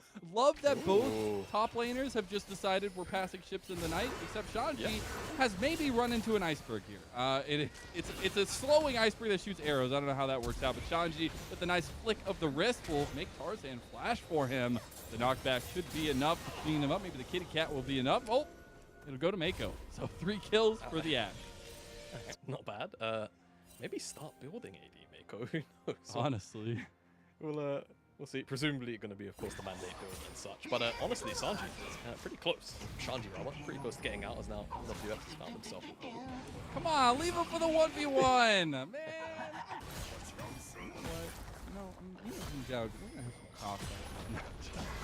I would like to see if we just get that dedicated 1v1. We get like the arena fight going on. Knight tried to go onto Harder, who flashes early and might just die. The bird is enough. The golden left hand scores a kill in the mid lane. All right, Knight with the solo kill. Harder might be the solo king, but that crown might have just been taken off him by Knight. He's just about going to get himself the plate as well. That's before he went to base. Won't mind staying the extra wave as well. Tiamat, release in. That wave is reset very quickly anyway. So, lead in the mid lane. Knight has 2 kills now. Lee Sin, still a very, very snowbally champion, especially if he decides to go more towards those lethality items as well. There's not really too much tankiness on the bottom side. He's always going to have Hope or Mako to just absolutely one-shot. So, we'll see what Knight's preferences will be on how he decides to build, and we'll continue to track that. So again, it's just funny to see how, against being near each other, this top lane has been. Shaji finally gets some good hits onto the tower, get his own play here, and probably just go back to proxy farming. Just at least this is something new, Ramada. Both teams proxy farming each other's ways. I think it works. Yeah. I haven't seen proxy. It's tad boring, but Yeah, look, hey, I mean, if I'm a top laner, getting perfect CS feels pretty good to me, to be honest. It does, so, it does. I'm not a top laner, so I would never know. I'm just a lowly ADC. That's all right. You never quite get to experience the pleasures of proxy farming and having no one interrupt you for like 10 waves. It's great. Yeah, that'd be nice. We do have Rift Herald #1 on the table here. Dragon has been a second thought, at least up until now. And in our rumblings beforehand, we were talking about some of the holdovers from 2022, where towards the end of the split, we were seeing Rift Herald #1 be the big priority. Dragons become priority after that first objective is taken. See if that continues to be the case here, as Knight wanting to take the 1v1 against Harder, but Tarzan is right there to help him out. While Ning comes in to back up Knight. They're getting flanked here by Hope, and I don't know if they can get out of here yet. Knight's just gone from the Rift, and it'll be a nice collapse from Make It Possible. Yeah, that's 5 members in the mid lane, so you should just expect that a Herald will be on the table. But Shanji's on the wrong side of the Rift, or is he? Like, come chase me, bro. Come at me, bro. Have you guys read Come at me, rule bro. #1? Yo, they're picking him apart. Harder has no idea how he just ended up dying. We get 1 kill going down. He had the skin, but he didn't get the penta, so we don't get that cool void aura. And now it is Remember Our Name, who will not be remembered from this fight. Make it possible. It is possible. My goodness, that was a complete slaughter, but they're still not done. Shanji return. Knight wants some revenge here, all right? We'll see if they can get the Rift Herald. Ning nowhere around. It's just Shanji trying to burn it down with the smoke. Oh! It's going to go over to Tarzan. So Make It Possible are able to get the first Rift Herald, even though it was like yanking teeth at that point. Yeah, yanking teeth's a pretty good way of putting it. Shanji. Oh, are they gonna throw him up as bait? Dude, it just doesn't stop. I love it. Oh no, he's bagging. Ball for the bait, breathe. Come on. No, I think with Jin Zhao putting that red ward down in the river as well, I think that's probably gonna give the play away. Maybe a little bit. That could have been quite a bit fun as a replay. Shanji just screaming, have you guys read rule #1 of League of Legends? And it seems like, for the most part, Make It Possible have. And see, Harder, unfortunately, is the victim of a death from below. Jin isn't able to follow up on any more executes as Ning's chains actually hit the Herald, don't hit any champions. Yeah. Possible. A little bit unfortunate. Maybe changes the fight, gets a snowball going. But do end up losing just off the back of that barely. Make It Possible have a Herald. We'll see what they want to do with it, because Hope has gotten this tower down here to 2 plates, so that's definitely a pretty free opportunity to try and get a full free tower before those plates fall off. Honestly, at this point, Jamada, I am a Jin Zhao stan. Just because I've actually never gotten to see that skin's like ultimate proc thing. Have you heard about it? Have you heard? If you get the penta with the skin, it does that like giant pool of like darkness. It's yeah, it's pretty cool, but it also it stays there for a while. As well. I need that in my life right now, Javon. All right, it's the show match. It's kickoff. I want to see the Pike Penta. Maybe we'll get it. Maybe Jinjal will pick it up. If he wins, though, we won't get to see it. So, you know. Oh no, it's just used. Sorry, I mistake my words. Yeah. So I guess this is the only opportunity we get for that cool Penta. Now he's setting himself up under a tower dive here, while turret plates are just falling to make it possible. See if they want to actually make something happen here. And they on the Knight. Kick back, but there's so much CC. Knight's just trying to survive as much as he can. The arrow will go wide, but Knight falls. Yeah, the arrow just to cover Knight's potential flash over the wall. Pretty cheeky from Mako. Isn't necessary, though, in the end. And they will find that pickup, make it possible. And more pressure is just stacking up down here. There's not really too much LWX. Y'all can do that. They're both invisible. And they're looking for the all-in. Got the stun down. There you go. Oh, he misses the execute. But you know what? They take the kill anyways. And LWX picking one up on the Twitch would be just happy. Tower saved. Kill secured. They do lose the dragon, but, you know, pros and cons. You know, consolations.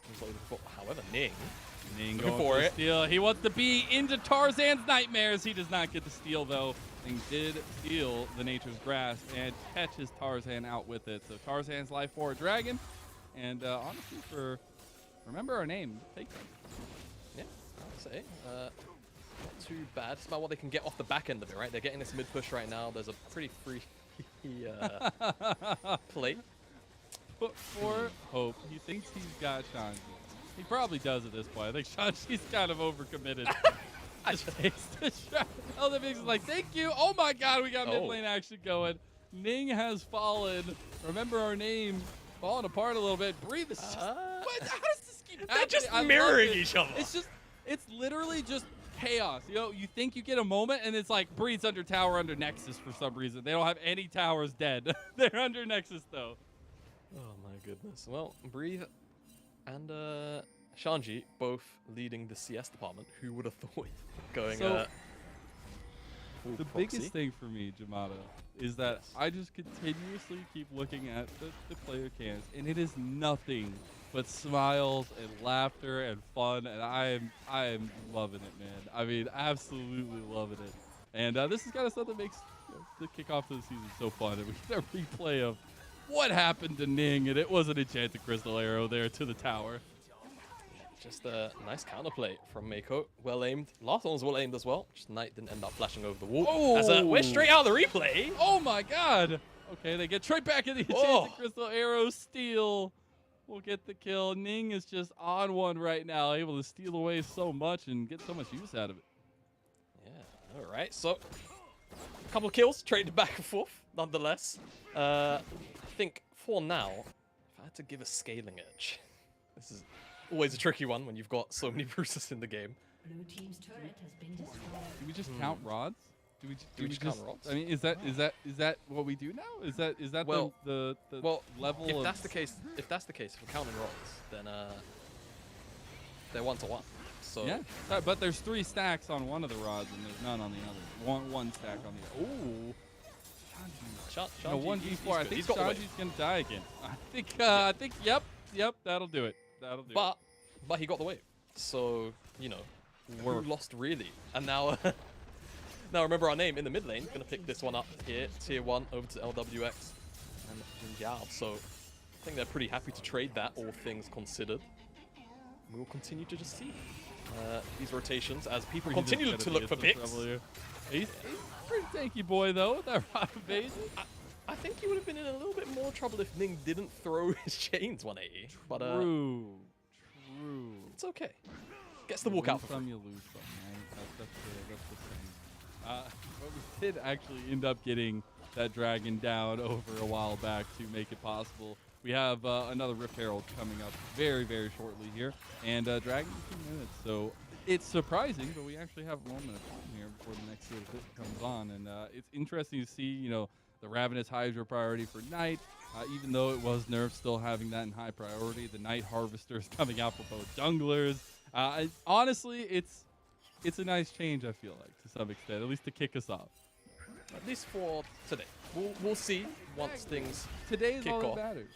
Exactly. I think once season does truly get underway, we'll see what kind of builds players have come from preseason with. But for now, priority looks to be on Herald. Shanji trying to chase down this knight with the kick. Oh my god! He got it, and that's the big wombo combo. They're getting so much damage. Harder just gets obliterated here, and out in the middle of nowhere, it felt like it is making possible. We're heading for the hills.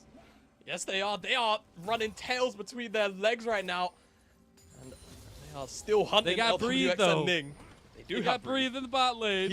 He's getting that tier 2. That's pretty important, right, for the cross map. However, on the said cross map, Tarzan being bullied out a little bit by Ning and LWX. I'm not sure who has the crown still. I would wager, given how the top side of the map has been in the last few minutes, that's probably Ning. I would say Ning still has the crown firmly in hand. Until Tarzan gets a kill. Then we'll give it back. There's different stipulations on how to get the crown. Breathe just being a tanky menace. The fact that Shanji and Breathe just kind of get to walk around this map and do whatever they want is hilarious.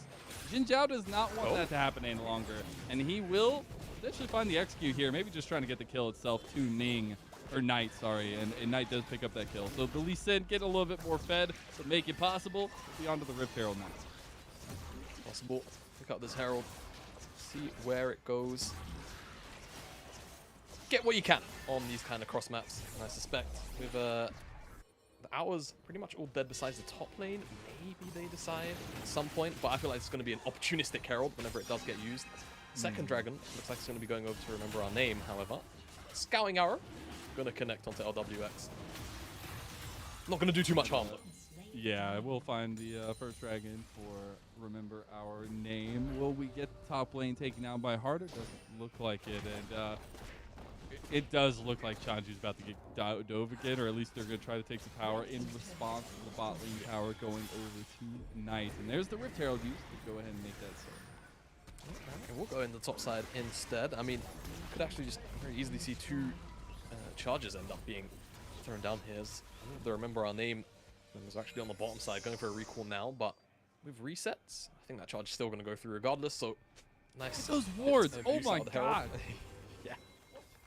And you know, actually, one kind of nice Passover change I quite like is that we get to see the pings on the wards. Yeah. As well, as you can see, kind of, it's, you know, it could be a little bit cluttery if there's fights going on around it, but whilst there's nothing going on, as you can see, those icons do drop off with quite a bit of ease. LWX is going to get clipped by that arrow, and they really want the rat. Lined up. Yeah, they definitely do. I think it's a big kick out if they do. Bree finds the flank, but can't really get the knockback. And we'll find it for MIP, but they can try again very shortly because the Ash Arrow is up very quickly.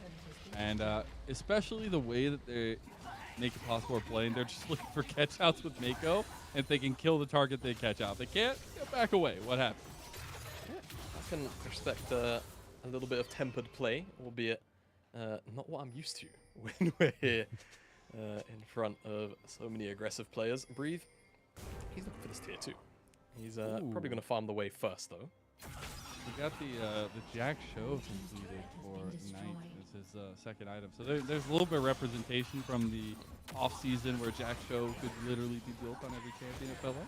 And it's still getting the representation here at Kickoff. Yeah, definitely kind of surprised.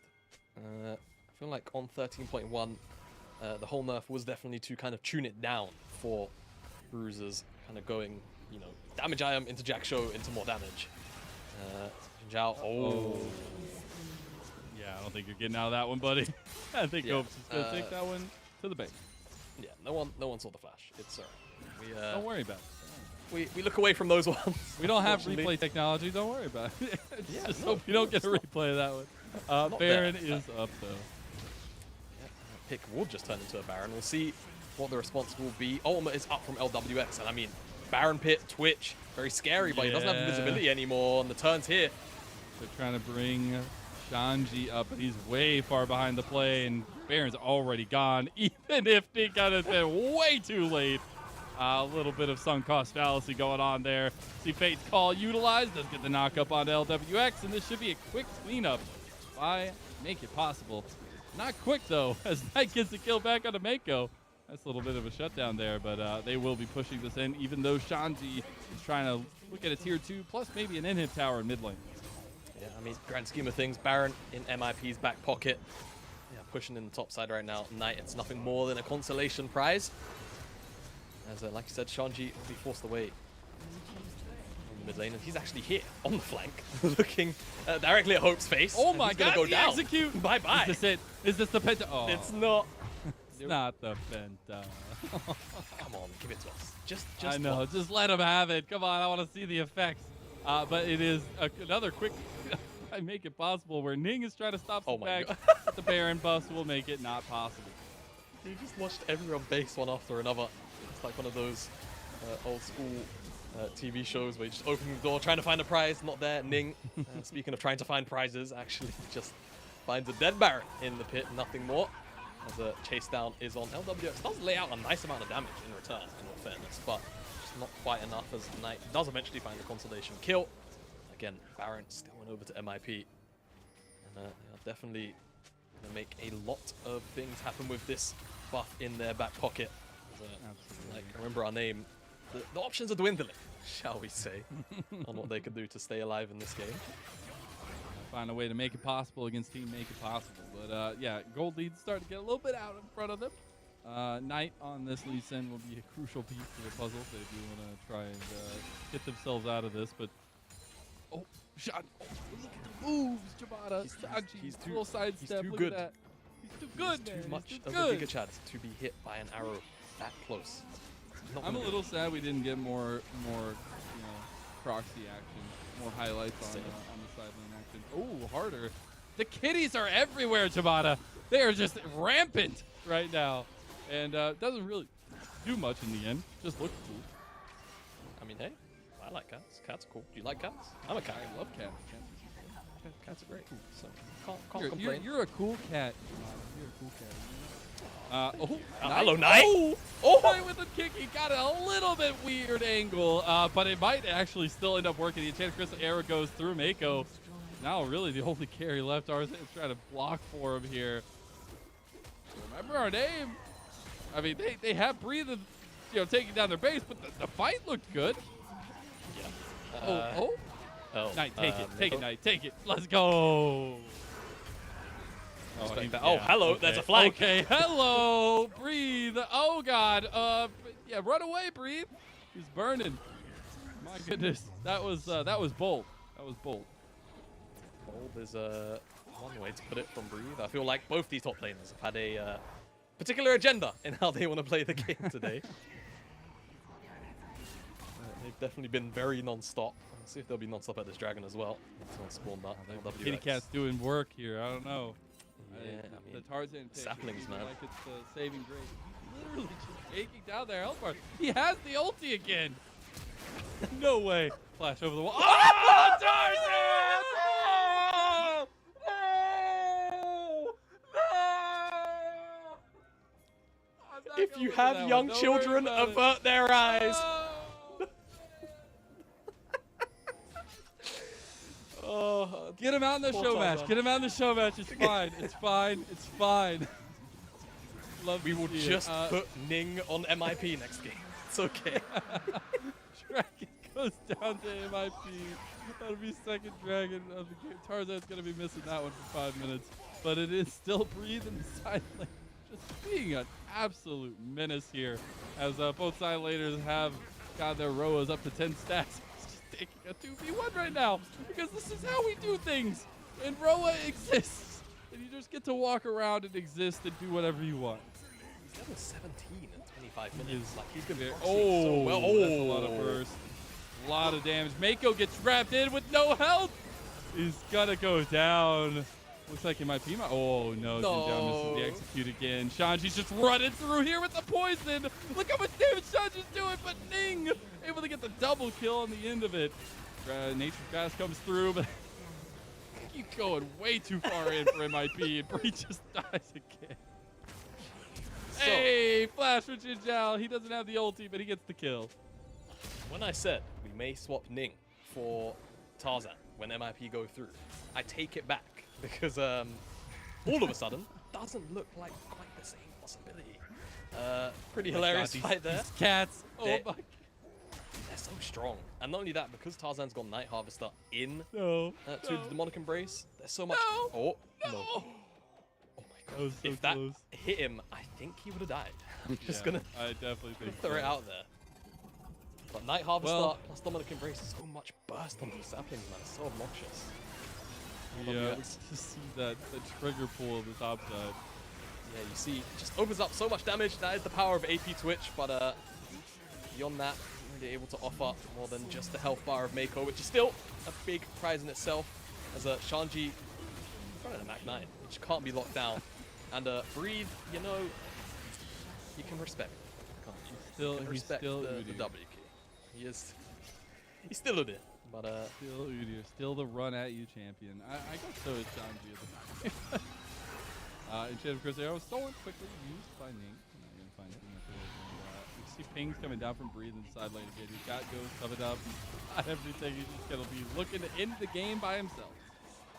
he is on the side lane. I mean, if, you know, Hullbreaker would fit this build, definitely see him doing it, but for now, he will You gotta go bide his stairs. time, though.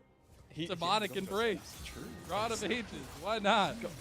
Exactly right, and he's going to take a Nexus tower by the looks of things down there. That's the first Nexus tower Oh my gone. As God. Baron is half HP. Breathe nearly ends the towers at No, the Nexus. Shanji's the one they want to send to deal with the mid. Like, it's slow rolling there with the boy. poison. Got Knight looking for the Oh, flank look at kick Knight. on the side. Can he go? And he has half health, though. He can't really do much there. And you got the re-engage as Here's Breeze comes Breeze. up with the flank. And now MIP, they're just rolling over the names of Remember Our Name. Ning dies last. And that should be a cleanup here. Shanji not going to last very long against 5 members strong. TPs come in. And that should be the end of game number 1. Should be the end of game number 1. Indeed, Breathe sets everybody up in the base. Comes in all the way from the enemy base, actually, on that flank. And Remember Our Names, unfortunately, just didn't have enough fuel in the tank at that Baron fight to make that one work. And MIP will be moving forward to that final game of the day as they take out Remember Our Name. Man just had to walk. Just had to walk across the map, and he got it done. Team Make It Possible will be moving on to the championship of the season kickoff event here. And unfortunately for Team Remember Our Name, while their names will be remembered, they will no longer be playing. So that was a nice little showing there, and you had some fun had by the team. And especially getting to see Ning come in, Shanji, Knight in his new uniform, LWX, the tried and true, Jin Zhao as well. Got to see his pike, not going to pull it off, but very fun stuff. And, you know, Tarzan gets to keep the moniker, King of the Jungle. You got the solo King Harder, gets to keep his moniker. You got so much going for Team Make It Possible. Yeah, definitely so. Very fun game to open up today, I have to say. We Their fits are so expected cool. blood, and they gave it to us. Yeah, I've got to figure out a way. I've got to get my hands Dude, on the on some fits of these. this year for LPL are so sick. Like head to toe, the shoes, the pants, the jackets, the shirts.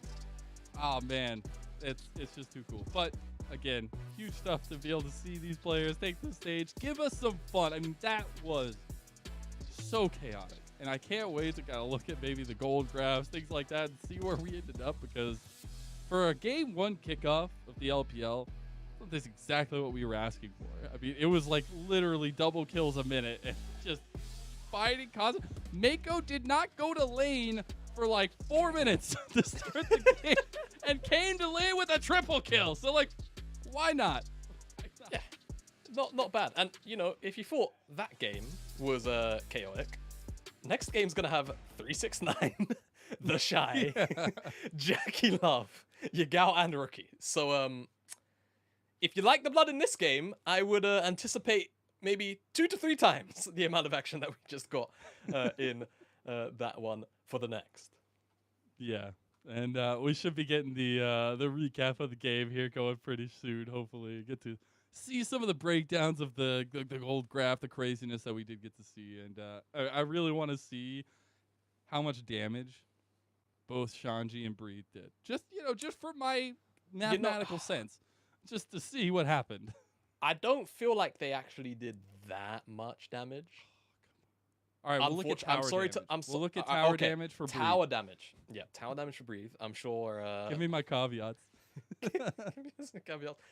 Breathe definitely did probably deal the most damage to towers, in all fairness. He basically ended the game by the end of it. So, literally yeah. was like, I want to pause ending the game. I'm going to walk at you, and you're going to lose more.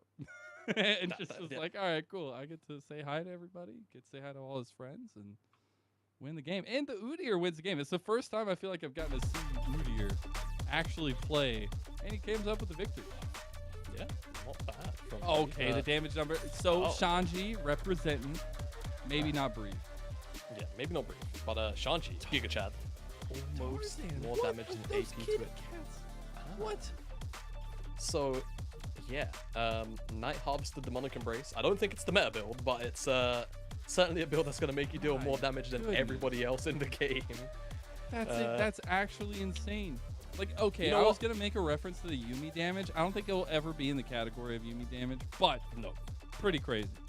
Pretty crazy. And I'll say he made up for Breeve's lack of damage, right? So, you know, carrying the weight of 2 rolls there, and definitely probably the reason why MIP walked away with this win. Very, very obnoxious, that Maokai champion, but we won't see him on it again for the rest of the day. True. Yeah, that means that any plays or champions used by Team Make It Possible will be, you know, Global not banned. usable in their championship. So it should be a fun one for sure. I think we have MVP coming up here to see who got MVP of that game, #1. And I think there were some standouts for sure. I think it's Tarzan. You think it's Tarzan? You think it's Tarzan with the Maokai? Not the 3-kill Ash level 3. Not that one. No, not Mako. Not a Mako fan. I am a Mako fan, but I feel like they're going to give it to Tarzan. I feel like if Probably. MVP's going out, it's probably Tarzan, because that was ridiculous. And there wasn't really too Ning. much on could do. I And mean, against Ning. what better way, TBH to be able to kind of come into the showcase here, especially on the Maokai. So, you know, it is what it is. Hopefully we will have the MVP coming up very soon, because I definitely want to see who it's going to be. And, you know, if Tarzan takes it, that's cool. That's cool. What if Harder takes it? The Solo King. I mean, he handled Knight in the mid lane. What's up with that? Did he handle Knight in the mid lane? you Because know, I maybe- remember him loose getting definition. solo Loose kill. definition. Oh, okay. There we are. We've arrived to it. In all actuality, though, out of the obviously Team Make It Possible won. Now we got to start being a little bit more specific on which name from Team Make It Possible is the best, right? So let's Twitch All chat. If you have a favorite that I'm about to name, go ahead and throw it in Twitch chat. Jamada, I want your personal opinion. So you got the Night Hunter and Breathe in top lane, all right? You got the Night Hunter. That's pretty good. The King of the Jungle, Tarzan, mid lane. I'd say not mid lane. Sorry, jungle. I'd say he earned that crown.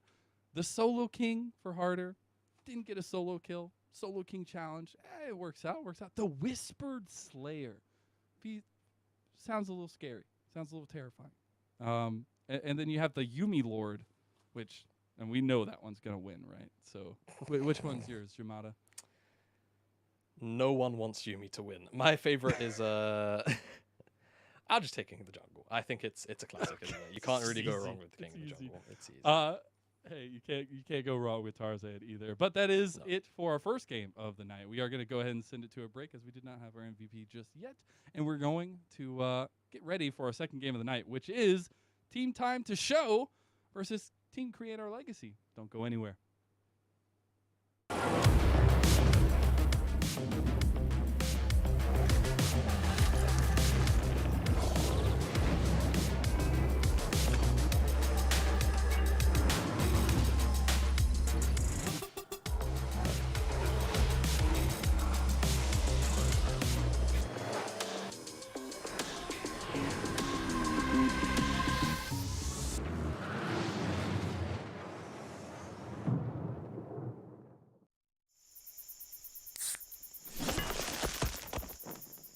Red Bull gives you wings.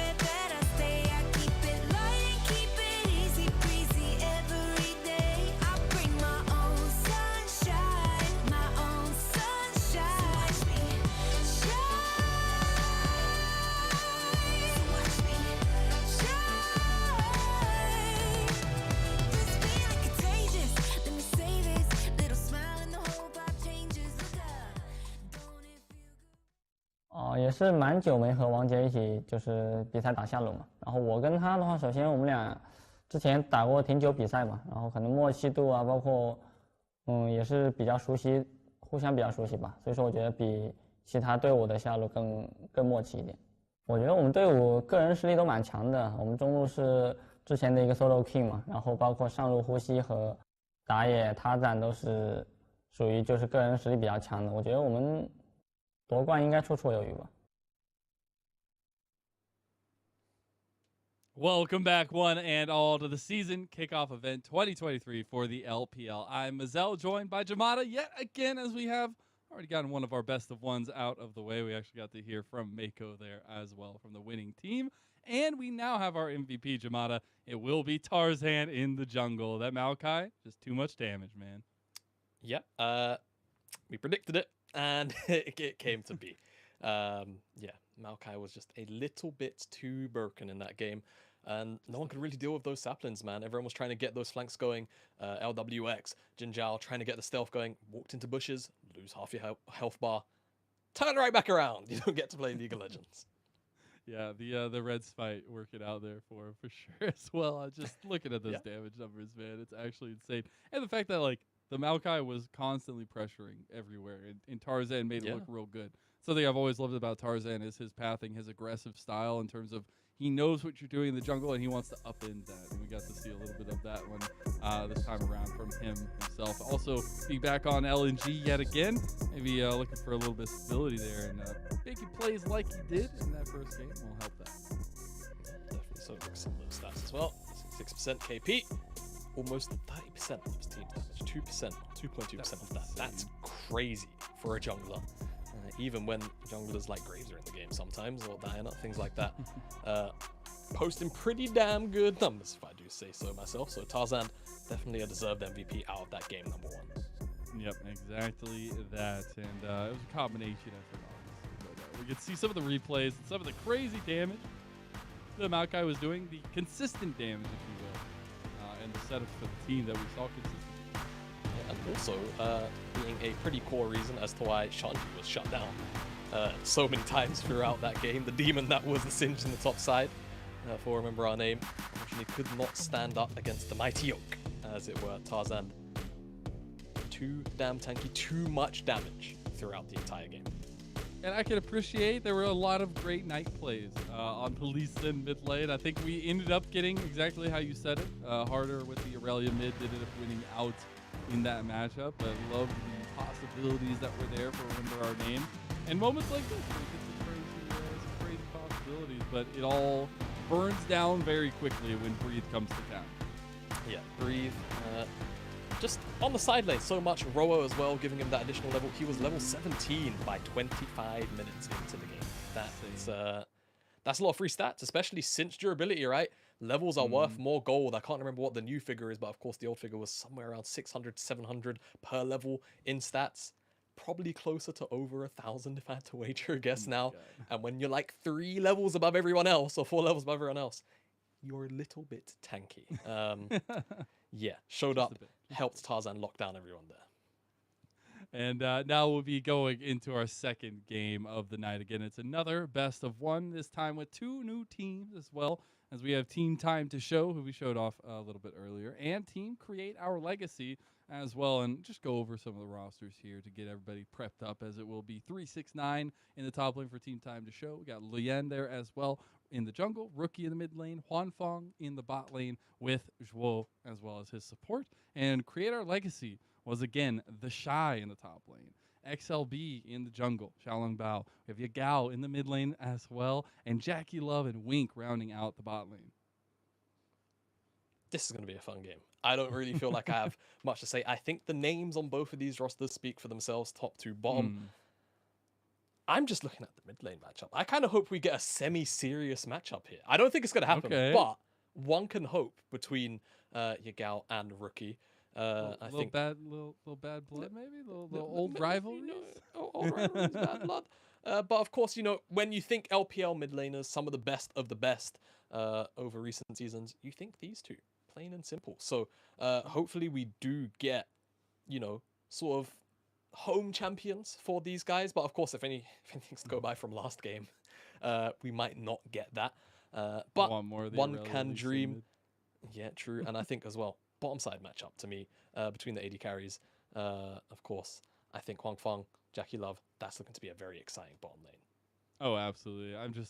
If we get the Jhin, I'll be happy. My day will be made. Honestly, my day's already pretty made getting to cast these guys. So we'll see if it's the cherry on top for me as well. But again, I think we'll get the same brand of game we got last time around. Chaos, maybe some level 1s, but immediate fighting before objectives are even spawning, trying to get that one up, right? And I do wonder if we get more of that kind of side lane proxy farming stuff at the top lane. I think we won't with this matchup. It's 369 in the Shy.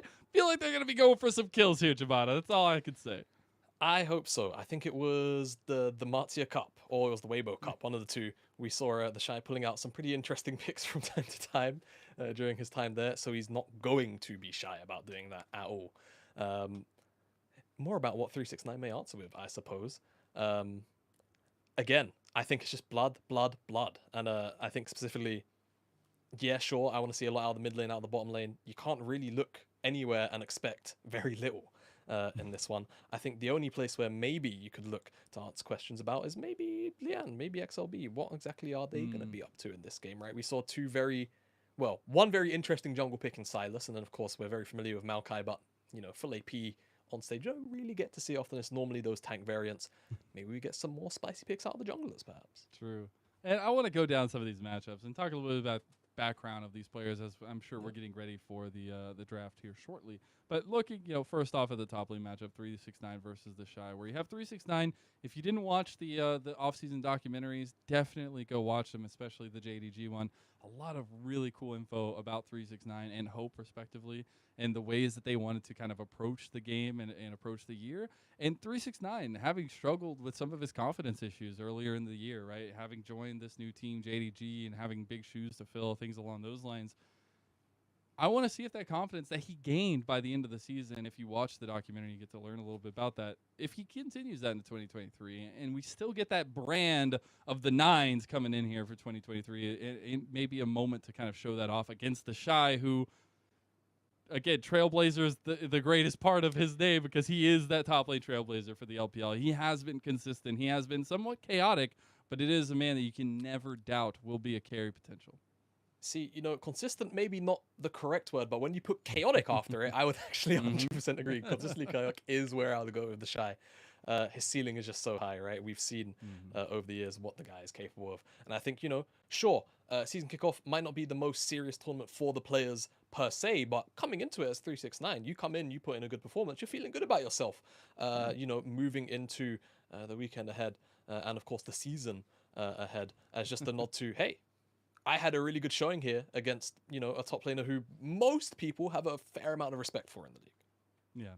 And so a little bit of a background of our top laners, although I'm sure many already know their tried and true names. But I do want to go to the jungle next, where we have maybe some newer names that people aren't as familiar with. But Luyen with RA, having established himself already as a very aggressive, intense style jungler. Nidalee main to boot with a 67+% win rate in competitive, actually insane. And the fact that he's going against Xiaolong Bao, who, yes, did not have the greatest end of the split with V5 last year. And having, that Belveth game maybe stick in his mind. But the aggressiveness, the way that he was trying to mold into V5 and become that carry potential jungler, it's something that we know and love in the LPL. And I just love to see the start of XLB starting to become a mainstay, at least going into his second year now. Yeah, no, and I think, like you say, very exciting. I really enjoyed watching him in summer. V5 was, for many, the team to watch in the first half of the summer regular split until things started crashing down. And when XLB did come into the fold a little bit more, it did feel like there was a little bit of stability regained by V5. And even though the results didn't end up going their way, I think most people looking at XLB should still be thinking positive thoughts around him in this NIP roster for 2023. And like you say, Lian, bit more of an unorthodox champion pool with the Nidalee. I'm not sure how much we'll get to see of it in this year. It seems like we've fully shifted away. I want it, man. I want it. Hey, I think that's always the beauty of the LPL, right? Players will always have their pocket picks and they're always willing to pull it out when it makes the most sense.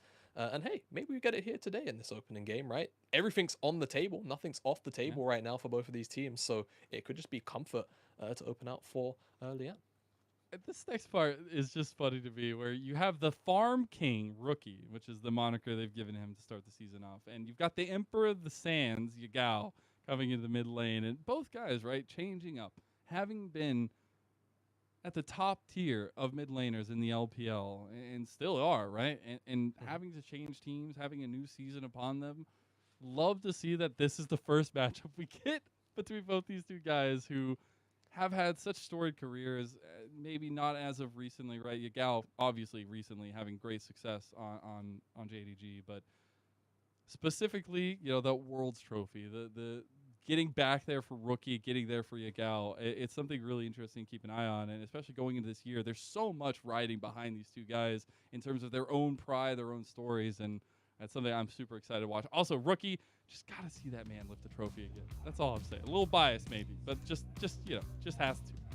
Can you blame us though? I mean, rookie, he's just been fun to watch over the years, no matter what. No matter how he or his team are performing, it's always just an enjoyable player to see on the Rift. And I liked how you put it as well, you know, seeing rookie get back there, but for Yagao, actually make it, right? I feel like a lot of us here at the LPL last year felt like the JDG roster had it in them. I think obviously, you know, there's JDG curse, there's bad juju around the name and such, but right, I think people saw how JDG were playing, especially the group stage, right?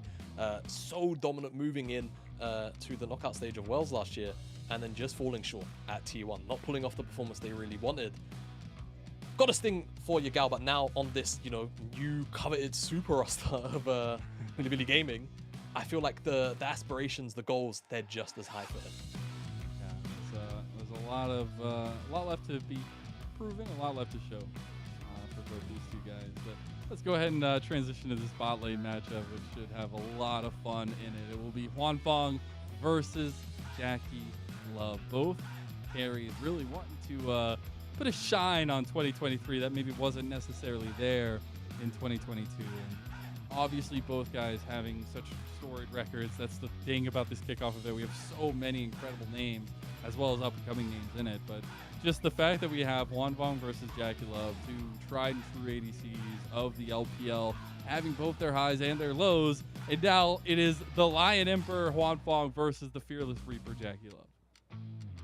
What an exciting matchup it's going to be as well. No doubt in my mind. And yeah, just to rehash, honestly, Jackie Love top esports as a whole, right? Falling short Worlds in particular. I think everyone was very happy with their domestic performance, despite just barely losing out to JDG. Hopefully, a more positive start, and of course, reunited. We have Rookie, who is on the opposite side of the Rift of today. Yeah. For our opening game. I'm sure Jackie Love looking forward to that one. Of course, Hwanfeng. It's going to have an interesting story this year, I think, the TT name. But definitely, we know what Hwanfeng is about. We know how he likes to play, and we know that involves a lot of moving forward, just like Jackie Love on the opposite side. So indeed, we'll see. And, we'll see what we get out of it now. Yeah, then we gotta look at their supports. You know, slowly backing them up in lane. We talk so much about the ADCs, but you've got ninjas in pajamas. Well, gotta still get used to that, by the way. I'm sure it'll be a process.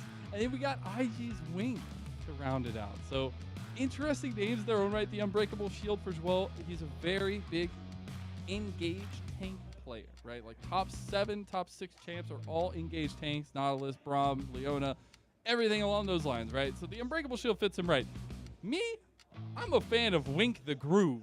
Like, I don't know what he deserved to get named Wink the Groove, but I'm here for it. And guess what, Jamada? We get the tried and true Lian Nidalee. 67% competitive win rate here. And very excited to see it into the show match. It's their first pick in the blind pick order. We do have Teemo and Mr. Twitch locked in for Create Our Legacy. Lian gets his pet champion, but we've just got Teemo lock on the opposite side. We've seen Twitch already today from LWX. One thing I want to point out, and I could be going down a rabbit hole here, is obviously Cassio technically got, you know, net buffed by the items. Those are 2 poison champions. Do you know what Cassiopeia leverages very secretly in the game? Other champions that are poisoned, she gets to just cast Twin Fan for free. Just saying. Let's go. Just gonna let it out there. But we're going to see Pantheon plus There it Kaiser. is. So much you're aggression. Too big brain. I'm too big brain. I called it. Yep, I know. But this is going to be very exciting. Smoke by the kick of the day with 13.1 tier item, Rod of Ages. It just makes Cassiopeia so damn annoying to lock down. So much extra HP. The lifeline shield now coming out of Archangels. And everybody's going to be poisoned. So good luck. Time to show what you can do surrounding that. And I actually suspect that we're going to get Shy on Singed. That's probably what's going to end up happening coming into the R4, just to round out the poison lineup. I don't think there's another champion in the game that actually interacts with the poison, unless I'm slipping my mind. But yeah, that seems to be Creole Legacy's angle here. Poison time to show to death, apparently. Hey, I'm here for it. We also have the Pantheon for time to show, so very much like the catch out, with the Kaisa being able to all join. The Grand Starfall coming to kick things off. A lot of CC, a lot of setup for the spears of Lien. You can at least see where both teams are headed towards with it. Yeah, definitely can. I wonder if we'll get more globals out of TTS here. Like you said, something like Twisted Fate maybe as well. Definitely go in the mid lane for now, though of course Rookie could definitely very happily take that Pantheon into his own hands. I think they're just going to have to... Silas, things like that. Yeah, true. I think they're going to have to go towards tanks, really. I think they need some survivability if we're taking it even mildly seriously, because, man, that's a lot of DPS on the other team. The only positive right now is that it is a lot of magic damage, right? If you're going all these poison champions, you can definitely, spec into a little bit of MR and do a little bit of surviving, but it's going to be so hard to kill Yagao with all of these new items available to the Cassiopeia. And we got to see what happened when you just built straight AP stacking on Udyr.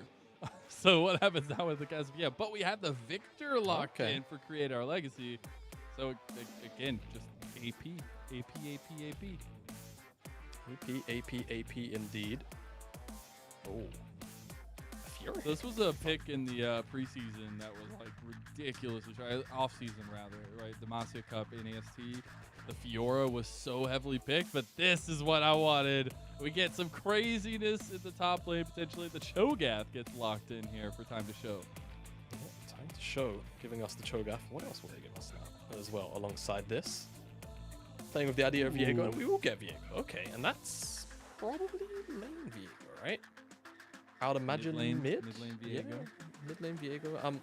I'm thinking Joe on that Pantheon with a Huang Fang on his Kaisa, and we're gonna round it out with Kindred coming in. So let's see who handles what. I presume Teemo with Twitch in the bottom lane, and then I guess technically you could put Victor in the top lane, but I suspect that's gonna be Shy on it. Who knows? Maybe they just don't swap. They stay as is. Yeah, maybe. I love to see the Xiaolong Bao Kindred come through here, but it's going to be a very tough task, I feel like, against Lien's Nidalee.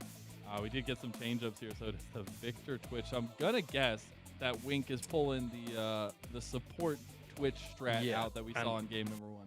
And I also think that Yagao's actually going to be laning down there with Wink. So Twitch Woes and then permanent empowered Twin fans out of Cassio. Seems like the play that's going to be really oppressive to deal with. Just as that's a footnote. The cheese we need, though. That's that's the good mozzarella that you put on top of the pizza. Like it's exactly what we needed here, Mata. Yeah, mozzarella's alright. Mozzarella, okay, not mozzarella. Whatever cheese you want, you throw on there. All right, whatever cheese you need, whatever gets you through the day. But it is. I'm hoping to see that combo come through because again. We're picking apart this new season. We're picking apart the new patch, right? It is 13.1. We're seeing all these crazy things kind of culminate. We haven't gotten to see Cassante yet, but we have gotten to see, the Lee Sin Aurelia matchup mid. We got the Maokai in the jungle. We had Proxy Farmers top. And so this time we get a little bit of a different flavor. Still the same action, the same blood. I'm sure of it as we kick off our second game of the season kickoff event 2023. It is Team Time to Show versus Team Create Our Legacy. And much like game number 1, brush cheese on both sides. Unfortunately, though, I don't think anyone's going to meet each other. So, not this guy. No triple kill for an Ash. No, no triple kill on the Ash. Yep. Do you think it was the 60 gold that they got from the tower? Do you think that's what made the difference? I think honestly, we're thinking about what caused that. I think it's the 60 gold Yamada, and not seeing Creator Legacy go for that. A little bit sad. Yeah, I mean, honestly, you know, what coming from the West, right? Coming from Europe, what we always do say about the LPL teams is give them an inch and they will take the whole damn game. So 60 gold, I'll tell you, that can be enough. That's an inch. That'll classify. I'm hoping to see Wink play very aggressively in these kinds of moments. Again, we're getting that same spell thief's edge. Hoping he's gonna try to get Rookie. Rookie's done. Yeah, he's yeah, like, he does. thumbs up, baby. Oh my God, he well. stepped up. All right. I mean, you know, eats a couple of woes, not the end of the world. Gold. But, that's all he wanted. Dude, Wink was thinking this out. He went with the Twitch, and he also took the emo that's like, I'm stealing gold from you. Man, that's the emo and he's meta. bankrupt. Oh, and he's Crime City Twitch. Like, it's all coming together. Dude, Wink really thought this out, and I'm so happy for it. Yep, more gold. Give it to him. Dude, Wink, Ox, if you're out there, you better be watching. Make sure that this is the meta. We need storytelling with our emotes. Yes, we do. I'm not going to go for a third pass around here, as Jackie Love is going to lose half of his health, pretty much. He's enjoying himself, though. But, enjoying might not be the term. But it's experiencing. There you go. Wink is going to experience a spear to the back of the head from Lien. Get a little bit of damage back. But Jackie Love and Wink are in a bit of a predicament down here. A pickle, if you will, Tomato. Pickle. Yep. A tad in a bit of a unfortunate scenario. Oh, nice combo. And, it's the Renekton combo, but with Pantheon. Yeah. Some would say maybe even easier execution on Pantheon. Midley. Though, of course, it's done a bit longer. Oh, -1. I love the observers. Dude, observers are always so savage as well. Yeah, it's unfortunate for Jackie Love. You get dove, lose your flash, lose your teleport in. What happens? You lose the cannon by all of like a quarter of a second, if that. And now Rookie. My God, Rookie. He doesn't know. He's about to have 3 people on him. Oh my God. Oh, he's just scared. Dude, wait. Oh, he like the last second came out of the spot. Yeah. Well, I've got to say, we know what the focus is for Creator Legacy, at least. That's exactly what I was about to say. We know where the focus is, and now the Shy. Oh, no. It's just a flash out. They didn't use the stun to land the spear. Lien just thought they could clean him up. Oh my God. 369's upset he's spaghetti. I'll tell you that right now. He's like, nope, big night down. Let's go. It's like, sometimes the mid laners that run Ignite and they just throw it down level 1 and just say, hey, that's my damage as a Huang Fang. He's not allowed to touch that wave down there anymore. And low proactivity, I think we expected it, but man, Wink is he is everywhere and he's stealth again for a little bit of. Honestly, I'm here for this. If this is the normalcy in the meta, which I doubt it will be, because it's very like risk and reward. I kind of like it. It's fun to see what Wink can get himself into, like how much he can pull away from this mid lane, because it's just literally just pounding Rookie. Yeah. He might actually have to use a splash this time. See, the exhaust comes down. See how Rookie plans to finagle his way out of this one. He is going up to his top lane, where the Shy gets a return kill. I thought it was gonna go more the side of Time to Shine, but now bot lane as well. Jackie Love can't catch a break. Does he get? He gets one back. What an outplay! Huang Fang has the flash. Now top lane, we're getting a little more craziness. 369 gets taken out by XLB. Oh, kills across the map with Azel. First is the Shy, and then there's the mid lane where Rookie's getting ganked, but he just about manages to walk it out. Keeps his flash, by the way, so that's 5 ganks now towards poor Rookie in the mid lane. And on the bottom side, Jackie Love being left all on his lonesome down there on that island.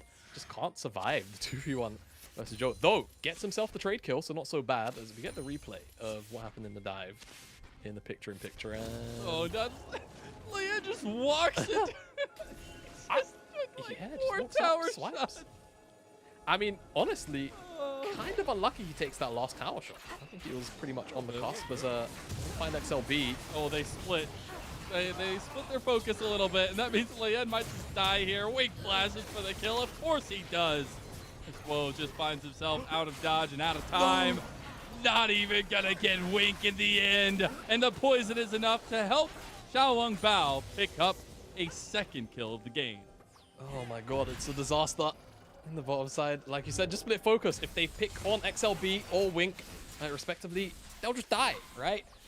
Kindred is not really a tanky champion that's going to be able to put up. They all do. They just all hate Rookie. Now, obviously, the Shy does not hate Rookie, but I think it's hilarious how much focus. Oh, hello. Create Our Legacy is put on mid lane. It doesn't even matter because the Shy dies, gives the reset to Rookie. And now Yagal's trying to make a play. Does get 369. Help from his teammates, but the Heartbreaker does just that. And Rookie is now firing those fangs. Heartbreaker again, and the resets again again. He's out. He's not even going to go down. Dude, this Rookie's man is insane. This man is so angry after eating all those ganks. He sees his opportunity to take the first form out of the Shy, who was playing games with him in front of his tier 1, and the snowball ensues, and now Wink still farming up on that Frostbank. He wants his gold. I'm going to give Leanne a little smack to the head with the expunge. I can't believe Rookie made it out of that one. Yeah, I mean, he goes Merc Treads first for a reason, but my god. Look at this play again. The Shy just getting caught out.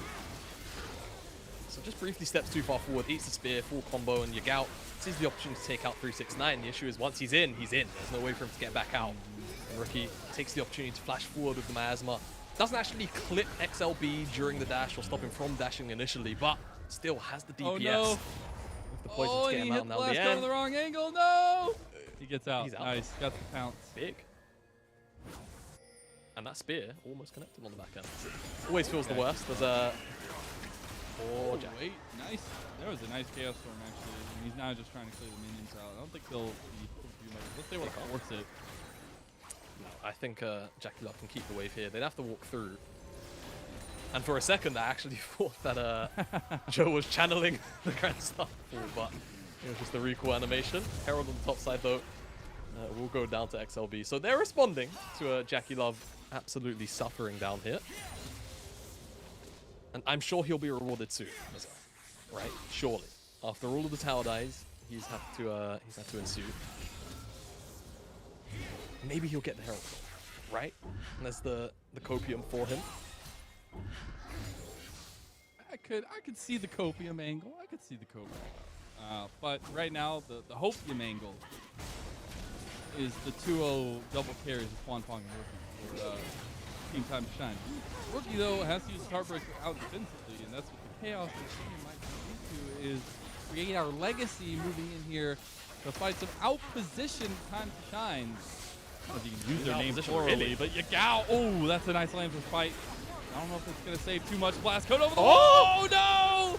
It's doom! It's gloom! And it's everything in between. Quan Fong gets one back. He's trying to make it happen against Wink and Jackie Love, but immediately taken down after getting that kill. And that's a 4-for-2 in favor of Create Our Legacy.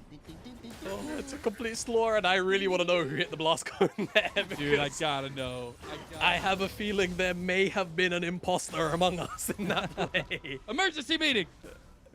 Right now, hit the red button, because you can see, right, the turn is on. It actually ends up being Create Our Legacy who end up out of position. The Lambda Spy is big, though, in keeping Yagao alive, and the ultimate to keep everyone on the opposite side of the blast cone is Rookie.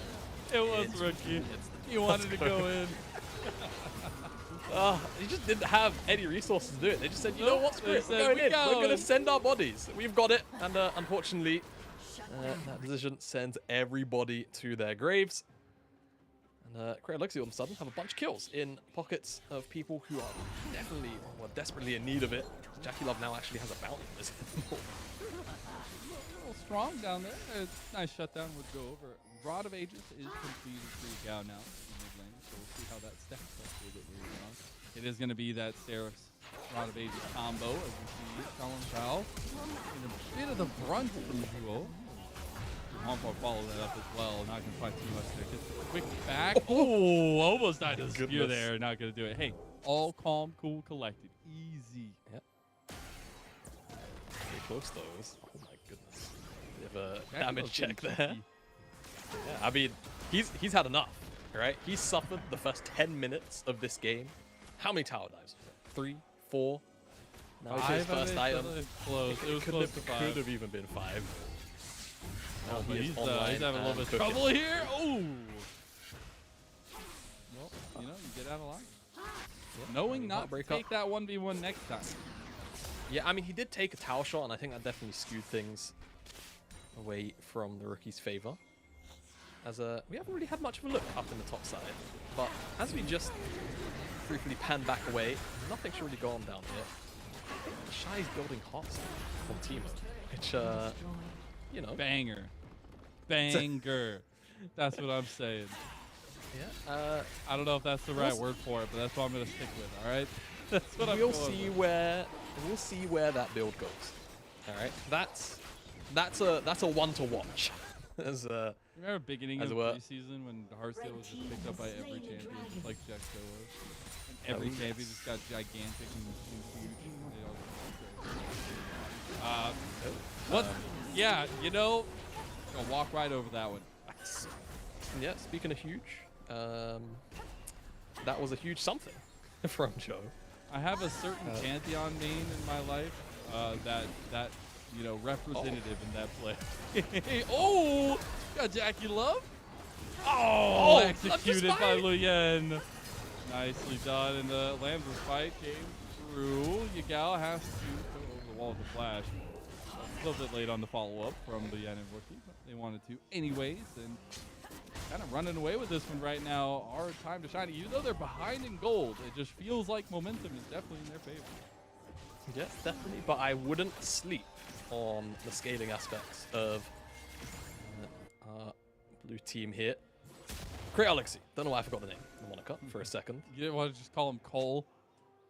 No, I didn't want to do it.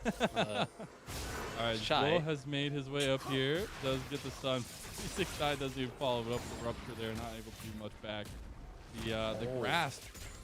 I've just that's what I was about to say. I've just realized the Shy also has grasp. So I think he's just going for the maximum HP team.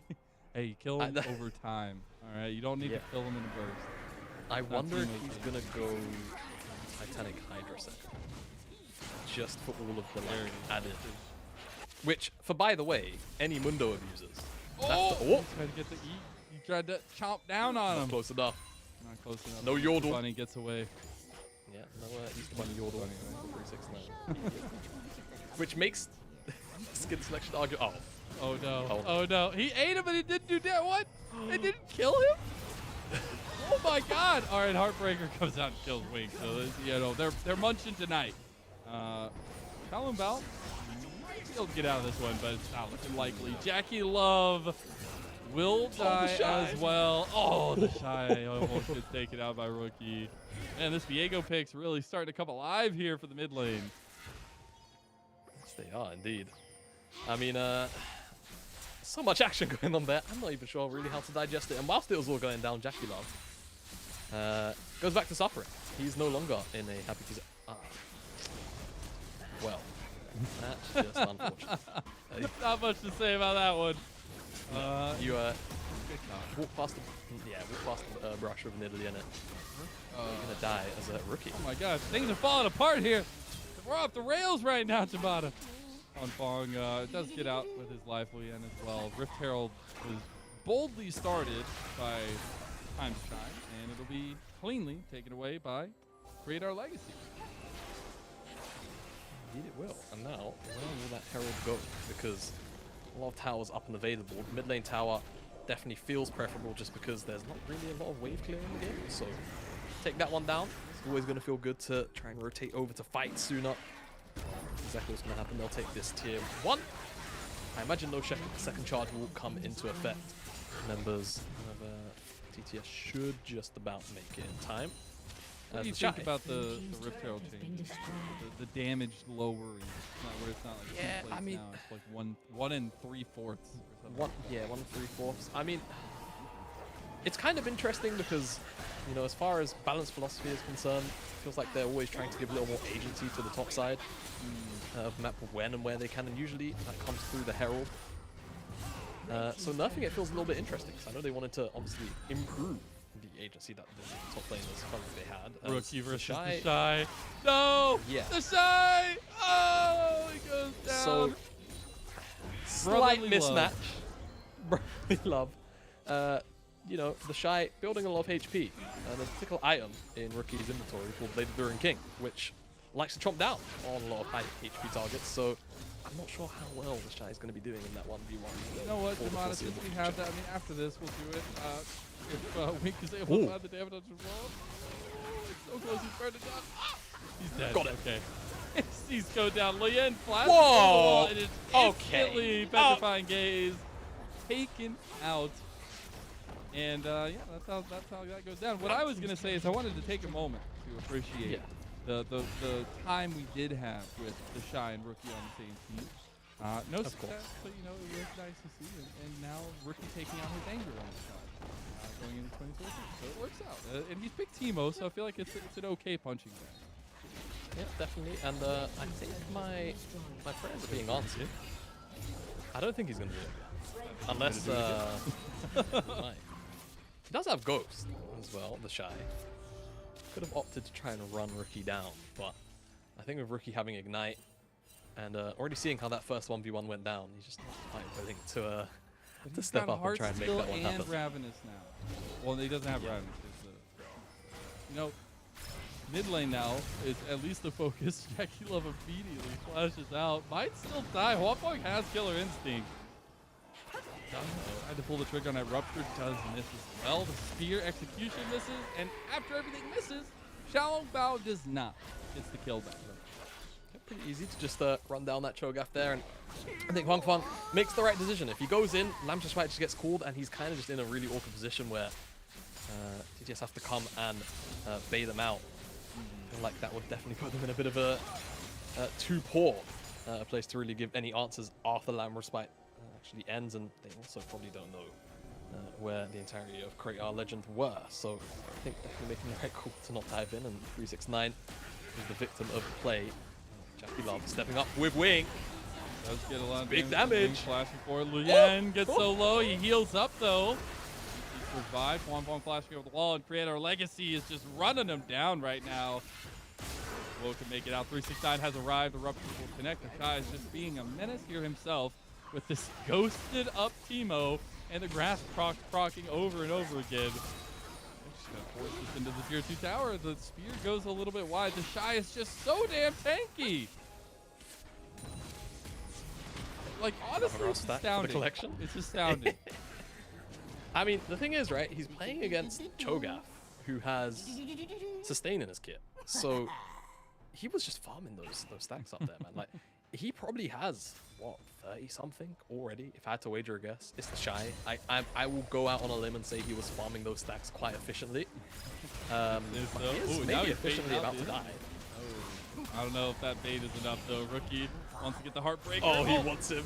He didn't get him. Heartbreaker over the wall in defense. Needs to get out of there now. That health bar works for Rare. Knockup comes through. We'll get the spear on the back end of it. So there's always that setup for Team Time to Shine. Time to show. He is. Time to show and shine. There you go. Yeah. Show us that you can shine. There you go. Got it all in. Now we're really getting into it. So it's working. Indeed. I mean, I think we take a step back for a second.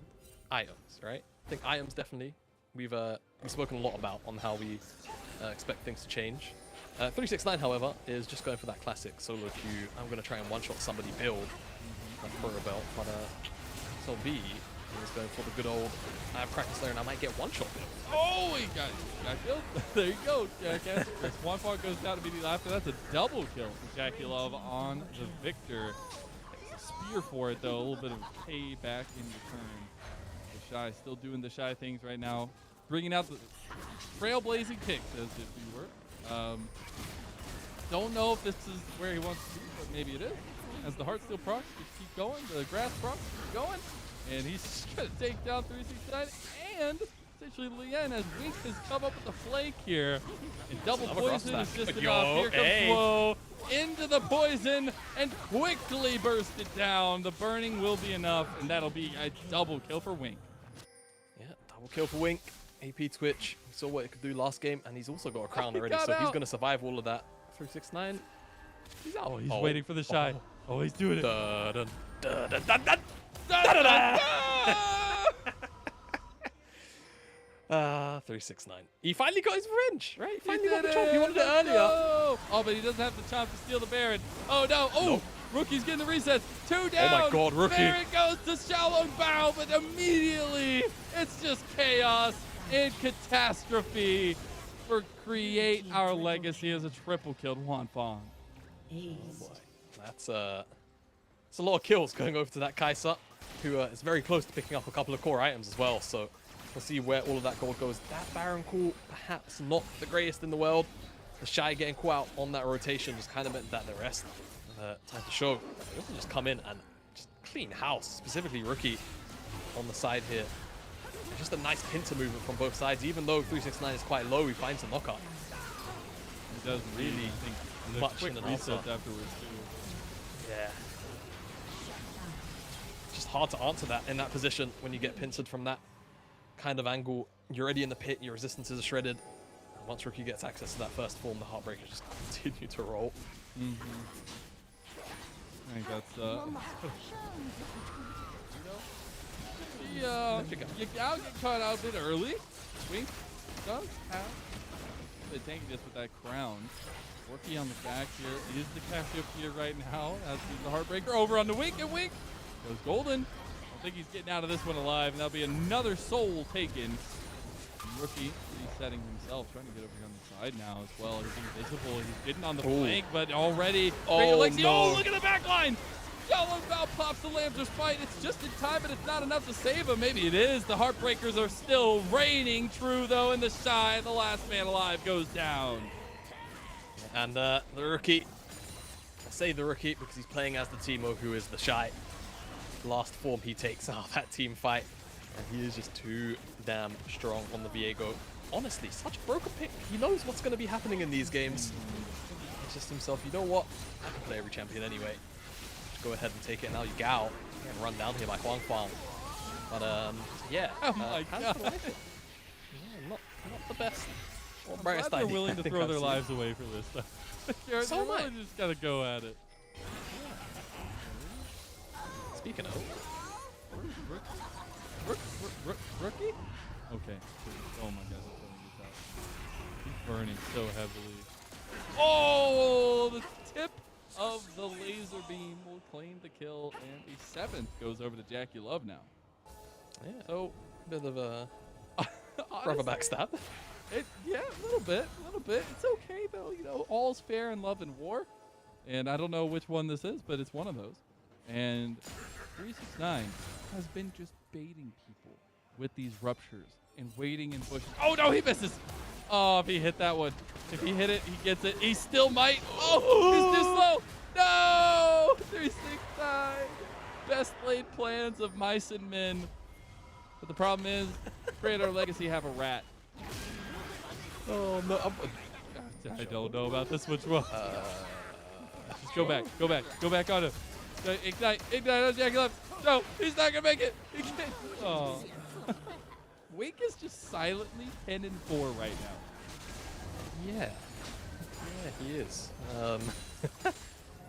Looks like he's already got his onions picked up just now, so I imagine his next item. Well, he's actually kind of full on his inventory, so he's either got to sell his Dark Seal or buy a Death Cap.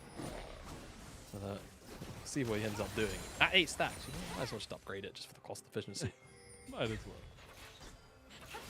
Yeah, and seeing, you know, 3 item spikes coming across, we get the rallies now for Yagao.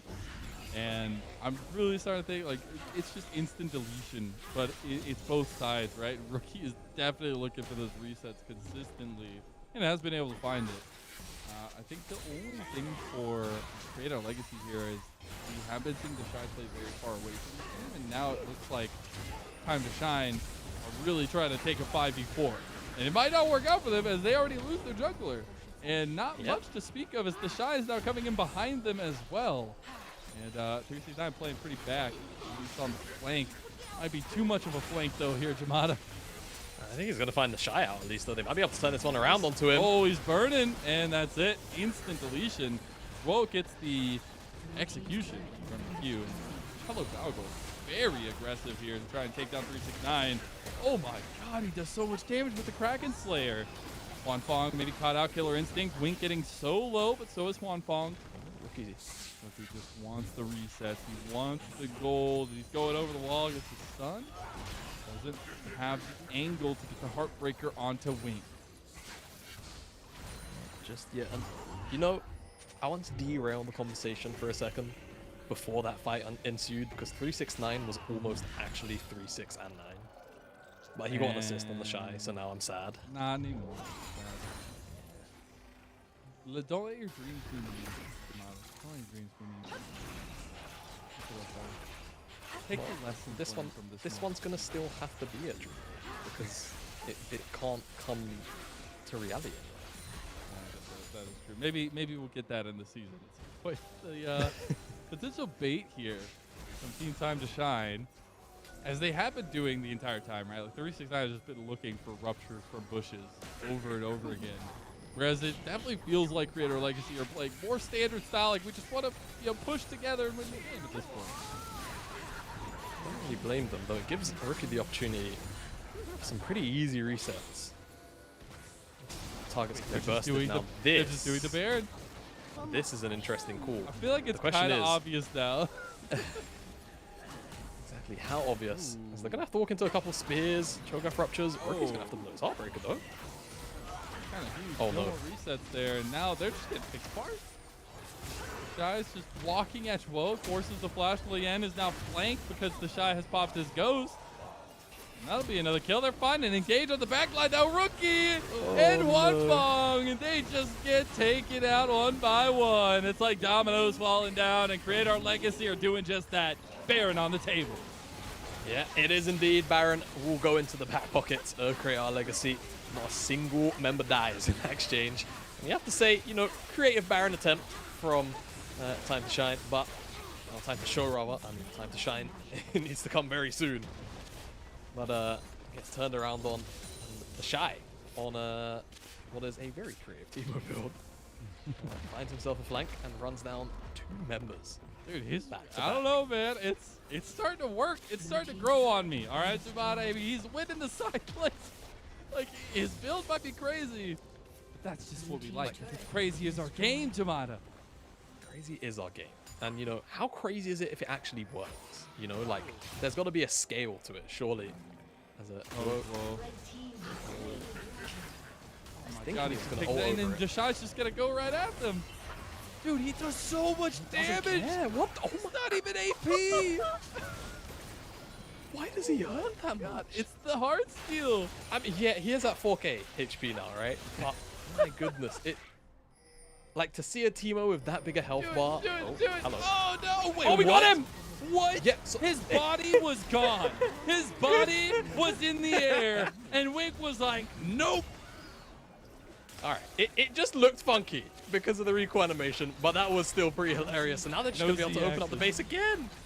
And I mean, 30 seconds. Yeah. Oh man. They might try and look to end. Oh, Rookie wants some revenge. He got it. He killed his carry, Jackie Love. Gonna get more though. Hello, Rookie's got the resets down. It's like, I'm leaving, bro. I'm sorry. There's the Heartbreaker out. They Create Our Legacy, flashing for the Rookie. And they do get him. Rookie goes down. Lamb, despite is utilized. Shallow foul.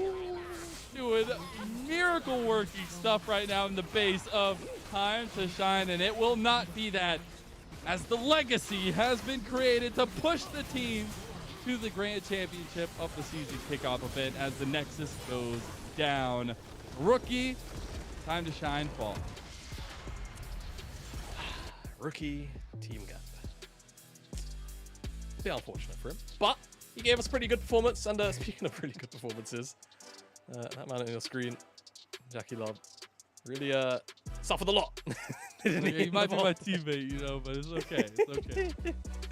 It's okay. And of course, the Shy giving us that pretty interesting Teemo build, which definitely worked. It won! It won! And it won. Oh. Hey, you know, ranked season's kicking off right now. Take lessons from the Shy, the trailblazer of the LPL. And really love to see the pop-ups now. And now we get a heck of a banger to go into the championship. Yes, we do indeed. Looking forward to that one. I definitely do suspect that we're going to get some slightly crazier champions, if that can, you know, happen here. I mean, you can't pick If any it's of the possible. champions that have been picked so far for both teams, so. Yeah. I mean, it kind of makes me sad because I'd like to see a Teemo run back after seeing the Shy. Well, You want to see that Teemo again? You know what? I'll just be honest. I'm going to say yes. I would normally, under pretty much every other circumstance, say no. I 4K liked it Teemo. better than the Singed and the Udyr. I will say that. I liked it better Yes. than those two. So it was more if- interactive. If you see Teemos in your game, building Heartsteel on Hydra, it's because of what happened here just now. And just let your top laners cook. Just let them carry on. Let them cook. I mean, look at his damage. Yeah, 23K. Chef's in the top. But bottom lane really is where it was all at, right? Jackie Love, Wink. He was everywhere, wasn't he? He was like ganking Rookie 3 times in the first 4 or 5 minutes, just unrelenting in letting that one go down. And you know what? Considering the comp was in my head comprised around allowing Yagao to just press his E key on anybody without having to land any Qs, not that much damage out of Cassiopeia. It wasn't the straight damage build we got last game, at least for the Twitch. It was like actually like a little bit tanky. Had the crown, a little bit of damage. But man, the amount of oppression that Rookie got in the early game. Feels bad, man. Ooh, love the deep league director. That little shake. And he sidestepped the Q, I think, Missed as well. the Got a Q, grass yeah. stack. Really solid. But yeah, pays for it straight after. You know, karma works fast. There weren't any karmas in this game, Jamana. Come on. I know it's preseason. Do you know what it is? I'm still not used to picking up this. That's it. You'll get I've there. gotta shake You'll up. get there. But yeah, what a crazy game throughout. And yeah, Rookie a little bit sus. This is maybe his only suspect moment throughout the game. He hit the red, well, blast cone, not button. But I think an emergency being needs to be called after this play because it was just not really where they wanted to be. And off the back of this, it is kind of where, you know, Create Our Legacy kind of started to snowball back, right? It was kind of starting to look like it was going to be the Rookie show with everybody else stepping in and helping out. But after that play went the way of Create Our Legacy, it just felt like Jackie Love was really strong. It felt like, you know, Yagao present, but not necessarily dealing all of damage, but really it was Wink who was there to provide everything. As this is also, you know, I think the Shy deserved this one. Oh no, he's so peaceful. Yeah, I was very interested to see the kind of picks that we got in this one, but it was really nice to see some of that difference come through. But it was also just the back and forth, man. It was over and over again. Rookie just getting resets after resets, and then things falling apart at least. Big question for me. Do we take this loss into account for Lien's Italy percentage? Is he still at 67% win rate, or is this a mark on the name? Oh, no. I mean, it's technically a is competitive big, game, right? Like, I think in the stats, in the official stats, it'll probably go down. But in my heart, We all know. it's still 66%. Yeah, we all know. So don't worry, we got you. We're looking at some of the rest of the replays here, though, and specifically Rookie getting some revenge for earlier. He's onto his bottom lane from Jackie Love, but there was not revenge for much longer because they immediately lost. I just want to see what the Shy's going to play now after pulling out the full tank Teemo, to be entirely honest with you. I feel like, we have a very creative team composition put together to try and make this Cassiopeia work. Sure, Yagao wasn't the vocal point, but still, Create Our Legacy are there with the creativity, right? So now, in the championship finals of the Kickoff event, where are they going to go with their draft? That's what I'm really Sadly, I don't now. remember exactly what Team Make It Possible played. TVH. I remember it was the Ashe Kalista bot lane, so that's not possible. Udyr is not possible. Irelia was in the mid lane, and Maokai was in the jungle. Yeah. So those are not available to play for Make It Possible. Now, on the other side, they can play it. So maybe they'll steal away some of those picks. Maybe we'll see some cool strats. But we do have a break ready to go to get ready for our last game. So don't go anywhere. We'll be right back. As you know, great innovations start in the garage. Today we are exploring Dolby Atmos in a Mercedes-Benz. Our Burmester sound system with multiple speakers transforms into a 360 fully immersive soundscape. Meaning music comes from here, here, and here. Magic, isn't it? One of many innovations by, of course,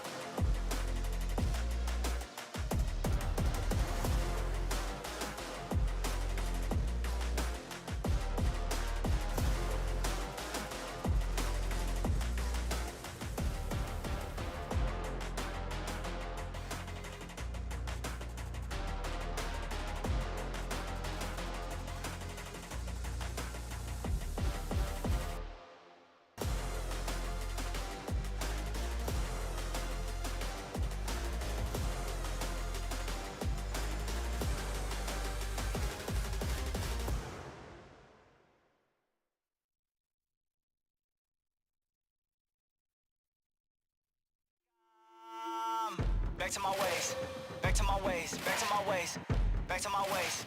Truth be told, I'm back to my ways. Back to my ways. We're on road. Back to my ways. I'm back to my ways. Thought I was turning a page. Yeah. I'm back to my ways. Hey. Point in attack, never look back. I'ma go full force. Bodies on bodies and floors. Turn them straight to a corpse. I will not show you remorse. Yeah, I'm a savage, of course. Pull up like 20D, bet we just might shut this thing down for the one time. Ain't no sunshine. Remember that one guy in that one show with that one crime? Well, that's how I'm feeling now. I'm finna go make it killing now. Yeah, that's how I'm living now. I'm finna bust through the roof right now. Got a handle on the game. Put a candle on my name. Never can put out the flame. Never cared about the fame. Asking my risk is the time, yeah. They gotta change their mindset. You say we speaking the same language. Guess I ain't speaking your dialect. Already got it. Already with it. What is the hype about? Already did it. Already seen it. It's already done. What is the hype about? We already won. Already got it. Already with it. What is the hype about? Already did it. Already seen it. It's already done. What is the hype about? We already won. Back to my ways. Back to my ways. Back to my ways. Back to my ways. Truth be told, I'm back to my ways. We're on road. Back to my ways. I'm back to my ways. Thought I was turning a page. Hey, I'm back to my ways. Back, Babe Ruth. Prayer hands like Jesus. All praise the Most High. Look, I ain't talking about K2. Catch your girl, I hate you. This right here, my prelude. I created this sound, all y'all buying, gotta come pay dues. They show me love when they see me. Don't really know if they mean it though. I know your man wanna be me, but now he would never admit it though. Why is your girl in my inbox? One text and I seal the deal. I hit her up when I'm faded. You better bet she know the deal. Already got it. Already with it. What is the hype about? Already did it. Already seen it. It's already done. What is the hype about? We already won. Already got it. Already with it. What is the hype about? Already did it. Already seen it. It's already done. What is the hype about? We already won.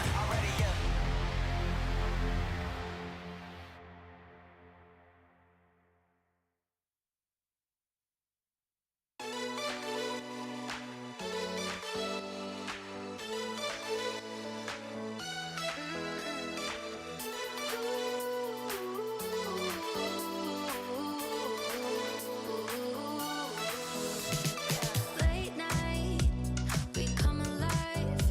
Keep moving in time. Feels good, feels right. Keep dancing out of sight. Never gonna stop. Keep climbing to the top. Never gonna stop. Get higher and higher. Never gonna stop. Keep climbing to the top. Never gonna stop. Get higher and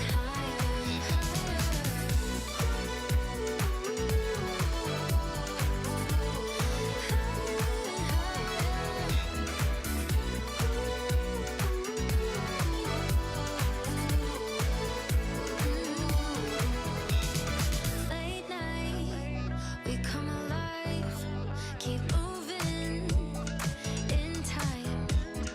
Feels good, just feels so right. Keep dancing out of sight. Never gonna stop. Keep climbing to the top. Never gonna stop.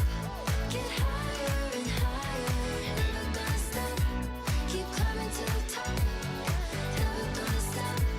Get higher and higher. We ain't never gonna stop. No, we ain't never gonna stop. Alright, come on. Never gonna stop. Keep climbing to the top. Never gonna stop. Get higher and higher. Never gonna stop. Keep climbing to the top. Never gonna stop. Get higher and higher. Never gonna stop. Keep climbing to the top. Never gonna stop. Get higher and higher. Never gonna stop. Keep climbing to the top. Yeah. Never gonna stop. Get higher and higher.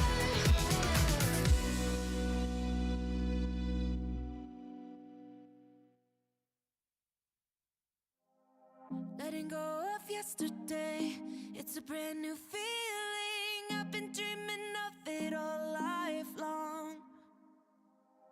I know we'll find our way if we believe it. Right here is right where we belong. Keep holding on for the night. You know we're taking our time. You gotta show me your mind. Make it last forever. Boy, you're doing it right. Keep walking the line. Soon you'll be mine. Make it last forever. Show me what you got. Make your body talk to my body. I know you want me now. Make it last forever. Show me what you got. 这次进强赛，其实队友都是比较熟的人，然后其实也没有，怎么说呢，认识这么久，也没有就是再次一起打的话，也没有那种，就非常特别的感觉，然后就希望大家能开心一点打。Welcome back, everyone, for the last time as we're rounding out the LPL season kickoff event for 2023. I'm Mazel, joined by Jamada yet again, and we've had chaos, we've had fun, we've had bloodshed, and on top of everything, we've had crazy. That's exactly what we've gotten ourselves into tonight. Now we will be getting to our last best of one, which is Team Make It Possible versus Team Create Our Legacy. So should be a lot of fun in terms of what we get to see on the Rift, but as well as the changes to the metas and the drafts that we get to see, as it is the Fearless Draft. No champion that either team played in their previous win can be played here. And we'll obviously get to that as we go, but it should be a lot of fun. Again, those teams will be coming up very shortly. We do got to give our MVP out, though, for last game. And guess what? It is the Twitch. Wink comes out with the MVP on the AP Twitch with the crowd, with all that damage done. Hey, you'll take that against the likes of Schwab. Yes, you definitely will. And he was just so active on the map everywhere, just permanently trying to put Rookie down. But of course, as well, not only that, he just ends up dealing, what was it, I think 37k, which was around 10,000 more damage than anybody else on his team. So yeah, Wink, more than well deserved for his Twitch performance. Definitely a step up from the previous AP Twitch we saw out of LWX. Unfortunately, we won't be able to see him on it again, but it does mean that we maybe get to see him on a more crazy pick moving into our final game of the day. So let's go ahead and break down the teams that we will be seeing in this final game of the day. Again, it's Team Make It Possible, who won over Team Remember Our Name, and it was Breathe in the top lane, it was Tarzan in the jungle, it was Harder in the mid lane, Hope and Mako in the bottom lane, respectively. Mako was kind of popping off on that Ashe. We'll see what he gets this time around. And then Team Create Our Legacy, who came out with the Shy on a Teemo. No big deal, I guess, and won the game with Heartsteel and all that good stuff. We also have Shallow Bao in the jungle with a little bit of creativeness on the Kindred last game. Won't be able to see again. Yagao in the mid lane, pretty heavy stuff. And Jackie Love and Wink rounding out, as we were just talking about Wink. But Jackie Love was literally a man against the Tempest down in bot lane the whole time and was fine and dandy, it felt like. Yeah, I mean, 3-4 dives, just constantly Huang Fang and Joao were just giving it to him 24/7. Eventually, I think by the third dive, he was able to turn it around and actually get a 4-1 trade out of it. And from there, it just felt like there was no more diving the Victor easily and consistently. And eventually, you know, he came to life. Do kind of hope that we get to see Jackie Love on an actual AD carry, though, this game, right? If we're going to see him 2 times in a Draven day, maybe come out. Yeah, give us a Draven, give us... I mean, they can technically, you know, pick someone like Kaisar as well. Something aggressive, something that wants to go in, go forward. And yeah, I think for the Shy, bit of a shame that we don't get to see that Teemo once again. I'm wondering which one of these 2 top laners or teams is going to be willing to play Cassante, because it's open. And there's a lot of speculation and speaking that it's probably the most powerful top lane pick with very few exceptions right now in this meta. So we'll see maybe whether they don't want to bring it out that one goes too through. OP. Yeah, maybe, you know what, maybe everyone just, you know, they shook hands, they said, you know what, no Cassante today, right, brothers? Like, we're not going to do that. You can play Teemo, Teemo, right? no Cassante. No. There you go. So yeah, we'll see whether or not that one comes out, but definitely very interested to see whether or not Create Our Legacy actually give us a creative team composition, right? Because they tried to give that to us in their game just gone by, and they've been the only team so far out of all 4 who definitely went out of their way to try and build some kind of fun composition. So fingers crossed they have something else. Some more. Let's talk about that, because I actually found that interesting. We didn't get to talk about it as much as maybe it ended up being as important, but like that kind of stuff is really cool for the preseason to get to see. So let's explain a little bit of what we got to see if anybody didn't get to catch up on that. Sorry. Yeah, didn't realize the toss. I thought he was going to keep on talking. My bad. Yeah. Cassiopeia, Yagao. The poison stacking. Yeah. So pretty much, you don't actually have to land your Noxious Blast, the Cassiopeia Q, if you have other poisons on your team. So we saw the Shy bring out Teemo, and then we saw Wink on the Twitch, even though it doesn't give that same kind of like green purpley icon when, you know, you auto attack them. It actually is still coded as a poison. So auto attack into Empowered Twin Fangs. That was kind of the idea. They tried to cheese Rookie. He wasn't having any of it. He knew what was going on. And it was, you know, a fun idea that we didn't quite get to see executed to its full potential. And now I'm kind of curious to see what else they've been cooking in the kitchen, because, you know, you come out with something like that, it's definitely a well-known strategy, but I want to know what else they might be willing to give us today. You know, seeing the AP Udyr earlier, it works, I guess. But seeing an Udyr building Seraphs, Rod of Ages into Demonic Embrace, the meta is different, man. The meta is different. I'm really interested to see if we do get another strategy like the Poison. I thought it was really interesting. I want to highlight that a little bit more. But I would expect we still get the same brand of Chaos, the level 1s. Maybe we actually get the full-on 5v5 level 1 this time around. But that's where, like, crazy picks could still be available. And like you're saying, the Cassante, the Silas still on the table for a lot of things. We still have a lot of the meta choices. The Maokai also available for the second team and Team Create Our Legacy. So maybe we get to see another version of the Maokai come out that was so honestly dastardly in the first game, because it was so nutty how much damage that Maokai was able to do and how much presence Tarzan was able to have on it. So I think there's a lot riding in terms of like the meta picks going into this last game, and I expect again a lot more of the same.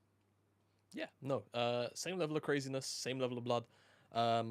Now this time I think, you know, hopefully we get the same kind of crazy out of Breathe, because, you know, we mixed that with whatever the Shy was putting together in his game.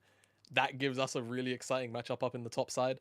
Harder as well, you know, we'll see how he matches up in the mid lane as well against Yagao. Definitely gonna be a hard time there, but you know, still the solo king, so got that going for him still nonetheless. Yeah, I'm still thinking we look towards those more sort of, I don't want to say meta outright, but I'm expecting some more, you know, broken picks. I feel like everyone's having fun in their first game. This time around, I think we're actually probably going to see a little bit more of a flex of our muscles from both sides. For all the give chips. us the fun. Give us the fun meta stuff, right? Don't give us the super boring stuff. Give us the stuff that's gonna make us scream and shout and be like, okay, that wasn't balanced. Give us all of that. Yeah, honestly, we're at this point we're just asking for Cassante. If you just add that into the conversation. But I do want to give some highlights though. We did get information. This third game will be Create Our Legacy on blue side, where Make It Possible will be on red side. I feel like doesn't do much. It is blind pick, but you know it is what it is. And we can see, you know, change up of sides at least a little bit. I guess not really, right? Make It Possible we're on red side when they won. Yeah, so that everyone's on the same side as. Well, I guess Creator Legacy. Oh, Creator Legacy were on red. Yeah, so never they'll mind. be able. Yeah. They changed it up a little. Hey, hey. Don't think it matters. Red side, 100% win rate today. Trying to decipher some things. Red side, is it broken? Is it broken? Red Context side, you know, clues. Yeah, a lot of blue side. You know, power side last year. Now maybe it's the rise of the red. The rise of the red. It's our second. Rise of the red side. Second part of the trilogy. I don't know what the third is. The third part. We'll come up with that later, and that's something we can work on. We'll work on it. Don't need great ideas back to back. Just one at a time. One at a time. Yeah. Hopefully we'll have drafting pretty soon. But just want to go through the teams a little bit more and speak. Because again, one of the funniest things I've come into this with is the names that they're like monikers that the Chinese broadcast giving the players. And so let's go through some of these names a little bit. Twitch chat, throw your favorite one in chat if you want. But I'm gonna walk through them. And Javon, if you have anything to say about these, it honestly would be interesting. So we got Breathe the Night Hunter. Don't necessarily know the context behind that. Don't know if Breathe is a Night Hunter. Me neither. But he is this time around. The King of the Jungle for Tarzan, which again we decided was rightfully so because he beat Ning. We got the Solo King for Harder because he is the Solo King for 2022. He won his own his solo, I guess, a 1v1 tournament is what it is technically. It's just called the Solo King Challenge. Then we got the Whispered Slayer for Hope, which Hope, you know, take a little spiel for Hope. Again, watching that documentary on JDG and hearing how Hope, his big goal last year was to develop as a leader shot caller. Really interested to see if that'll kind of continue into this year on Team WE. But then you got Mako there as the Yumi Lord. And we already had some things to say about that earlier on. Honestly, the title fits him, though. So it does fit him, but if you were to ask Twitch chat what was their favorite out of Make It Possible, and they said the Yumi Lord, I would lose faith very quickly in Twitch chat. You know, I'm a big believer in Twitch chat being, you know, good memes like 95% of the time. Okay. The Yumi Lord would definitely make me lose a little bit of faith in that competency. As We have players on our screen. We got to go through the other one. We left one team. Okay, Creator Legacy, the top Trailblazer. We got the Heart of the Dragon. Those are those two. Or, well, the Heart of the Dragon is on the right side of the screen. You got the Emperor of the Sands and Yagao. There he is right there on your screen. The Fearless Reaper in Jackie Love. That might be the coolest one. The memeiest and the funnest, though, is definitely goes to Wink, where Wink's nickname is just Wink the Groove. And I don't know how you earned that nickname. Again, got to find out some more detailed information. That is a banger. It's all right. I mean, yeah, we need some more context to that, though. Like, you know, I'm down for a little bit of grooving. I'm partial. But where does it come from? You know, we've got these really, really cool, like, sort of edgy, but not, like, so edgy that it's cringy, like, titles. Some of them are right on the board. I mean, you know, the Fearless Reaper definitely crosses that line as an example. But, you know, yeah, the groove, where does it sprout from? Where does the groove come from? Maybe we'll find out at some point in the far future. But it is looking like we're getting ready for our last game of the day. And should be pretty fun. Especially, it's interesting, though, in these kind of situations, right? You get a little bit of warm-up already done for Team Creator Legacy as they just got done playing. Maybe a little bit of bonus going on there. They're going in with their hands a little bit warmer. All right, it's always something to think about. Positive or a negative? I always go back and forth. I would say usually it's a positive. I feel like the niche times where it's like a negative is where if you just played a game which was very, very exhausting. Like I'm talking 50-minute plus game, and you know it was very mentally taxing to sit in that game. But you know, I feel like everyone was having fun in that one. So I would probably say that one was away from that mentally exhausting threshold. So I think hands being warm in a game where I expect everyone to try and mechanics check everybody, probably to the benefit. Yeah, I'm down for the mechanics check. And especially with the kind of non-stop carousel chaos fighting that we've had, you know, I'm buying it even more so. And especially, like, I gotta see some spice picks in jungle. I want to see some more cool stuff going down, like the Maokai and stuff like that. Because jungle has always been something really interesting for me for LPL. Because usually when you find success as jungle in the LPL, you have great synergies with mid laners, pretty aggressive, really heads up on jungle path and find a way to up it and find an advantage. And to see like some of these new wacky picks kind of enable that to some extent is really, really interesting. Yeah, I agree. Yeah, I mean, I've always been a big Maokai all year. Yeah, well, you know, maybe let's not get Maokai all year long, Riot, please. But I definitely always pushed for diversity in the jungle, right? I don't like how it always ends up happening just by buffing monster damage to just from champions kits. But it's always nice to just go, you know what? I'm gonna play. Well, like when Diana came into there, for example, even though that was definitely a little bit forced, it still felt natural because it's not like she hadn't necessarily been there before. And that obviously gives way to, you know, AD mids or full AD compositions because Diana likes to be by herself as that sole AP. And Maokai can work in the same facet. Silas can also work in that same facet. And speaking of somewhat out there picks, we've got ourselves a Belle Beth. Yo, our Creator Legacy going try hard here. They lock it in the Lucian Navi. Yeah, I feel like they might be going a little try hard here. Oh, it's stolen. They're just gonna take it away. Let's go. Look at the smile on Jackie Love's face. Like, man, so like, man. So I wonder what this is gonna.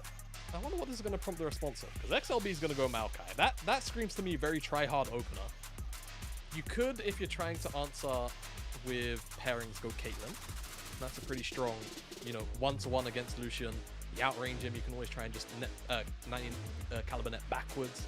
But instead, we go away from it, and we're just going to open out with Zed. So we're not just going to get full tryhard comps.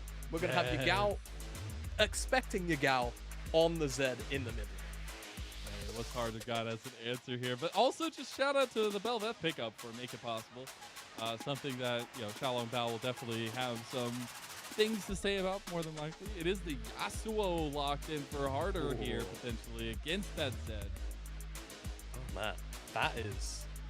That is season 4 as hell. I can't remember the last time I saw Zed Yasuo played against each other at this level. It has been a very, very long time. So now I'm hyped. Now I want to know what might make it possible are going to round out their comp with, because they've got one knock-up source from Bell there.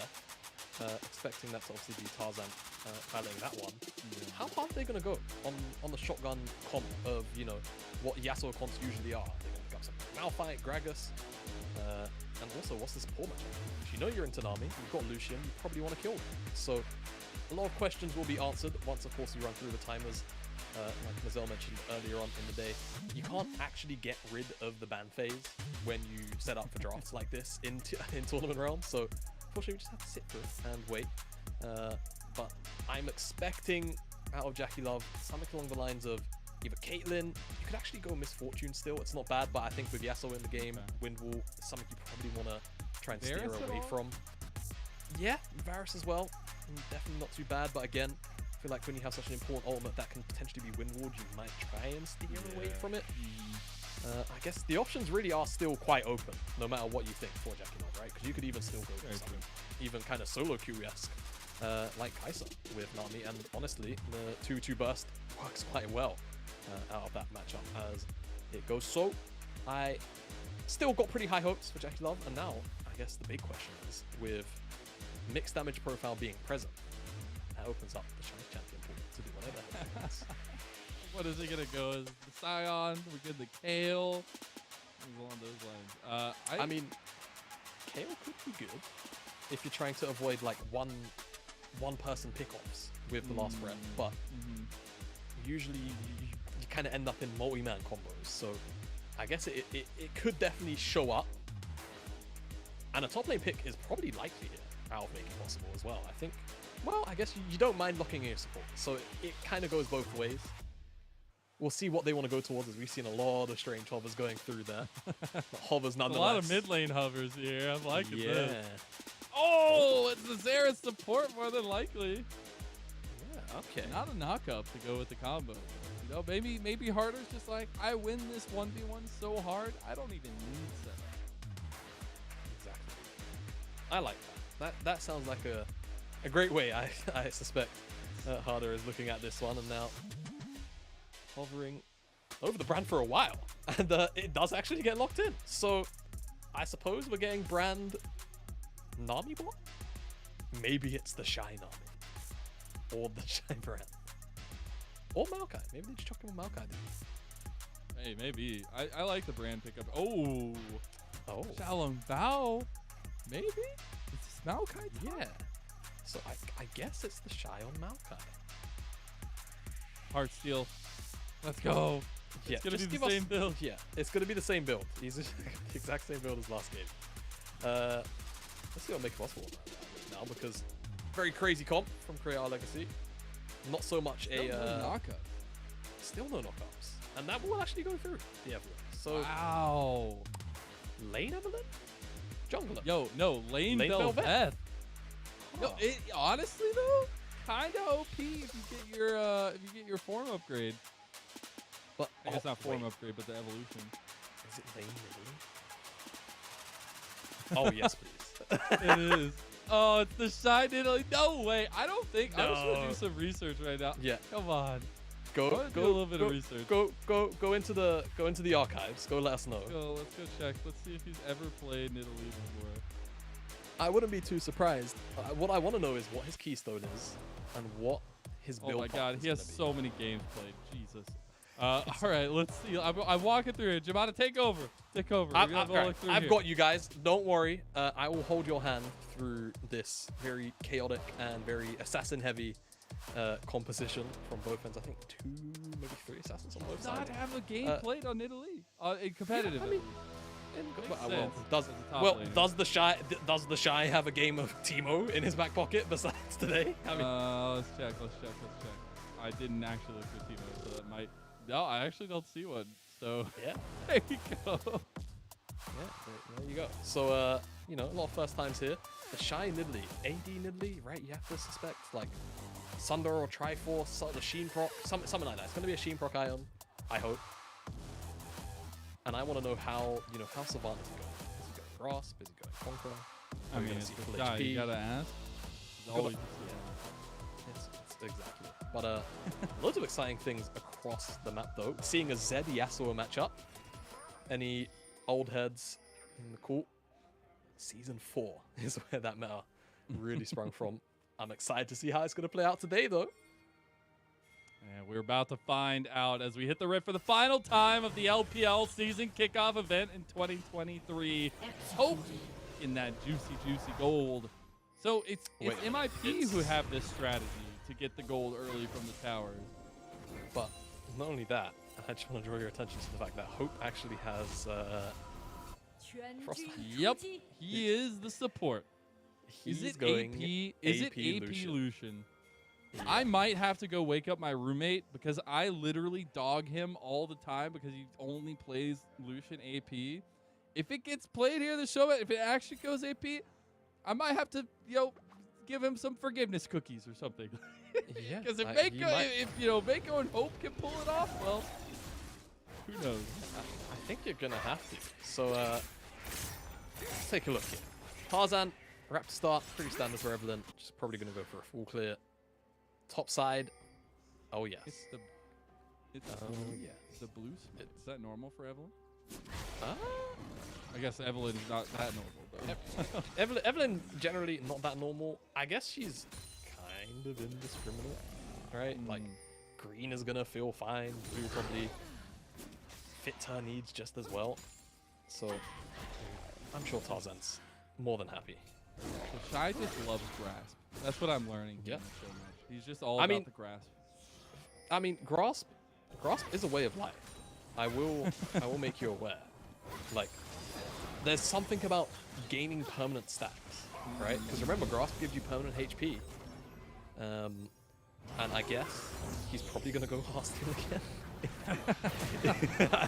That's my assumption. Gonna take a while. That's a lot of damage. Hope to support Lucian. Working out pretty well. Ooh, Mako's getting a lot of. Man, I love that they're giving Mako the carry range. Oh, Bree. Oh my God. First blood to the Shy. The Trailblazer himself of the LPL. Indeed. Flash Ignite goes down. Bree doesn't even get to use his Ghost. No option away. The Shy knows that with no flash. It's a very easy dive for him to execute on. And now, bottom side, Jackie Love Wink, a lot of damage. Tarzan's here. He's actually skipped his bottom side camps. And it's being pinged out by Create Our Legacy. They don't actually know that Evelyn's quite here just yet. They can get the wave crashed in. They have a good option to dive here. Jackie Love has flash. No. Oh, he still connects it. Jackie Love goes down. Yeah, and that's the thing about that Evelyn E. If you start the cast and a dash comes through, you just follow it to its end destination. Unfortunately for Jackie Love, drops even though he tries to get away from the tower. Yagao, dangerously close to finding a solo kill on Harder. Another auto or two with Ignite would have been good as a... Oh.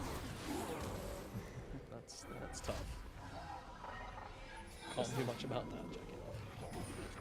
Yeah, you're not writing home.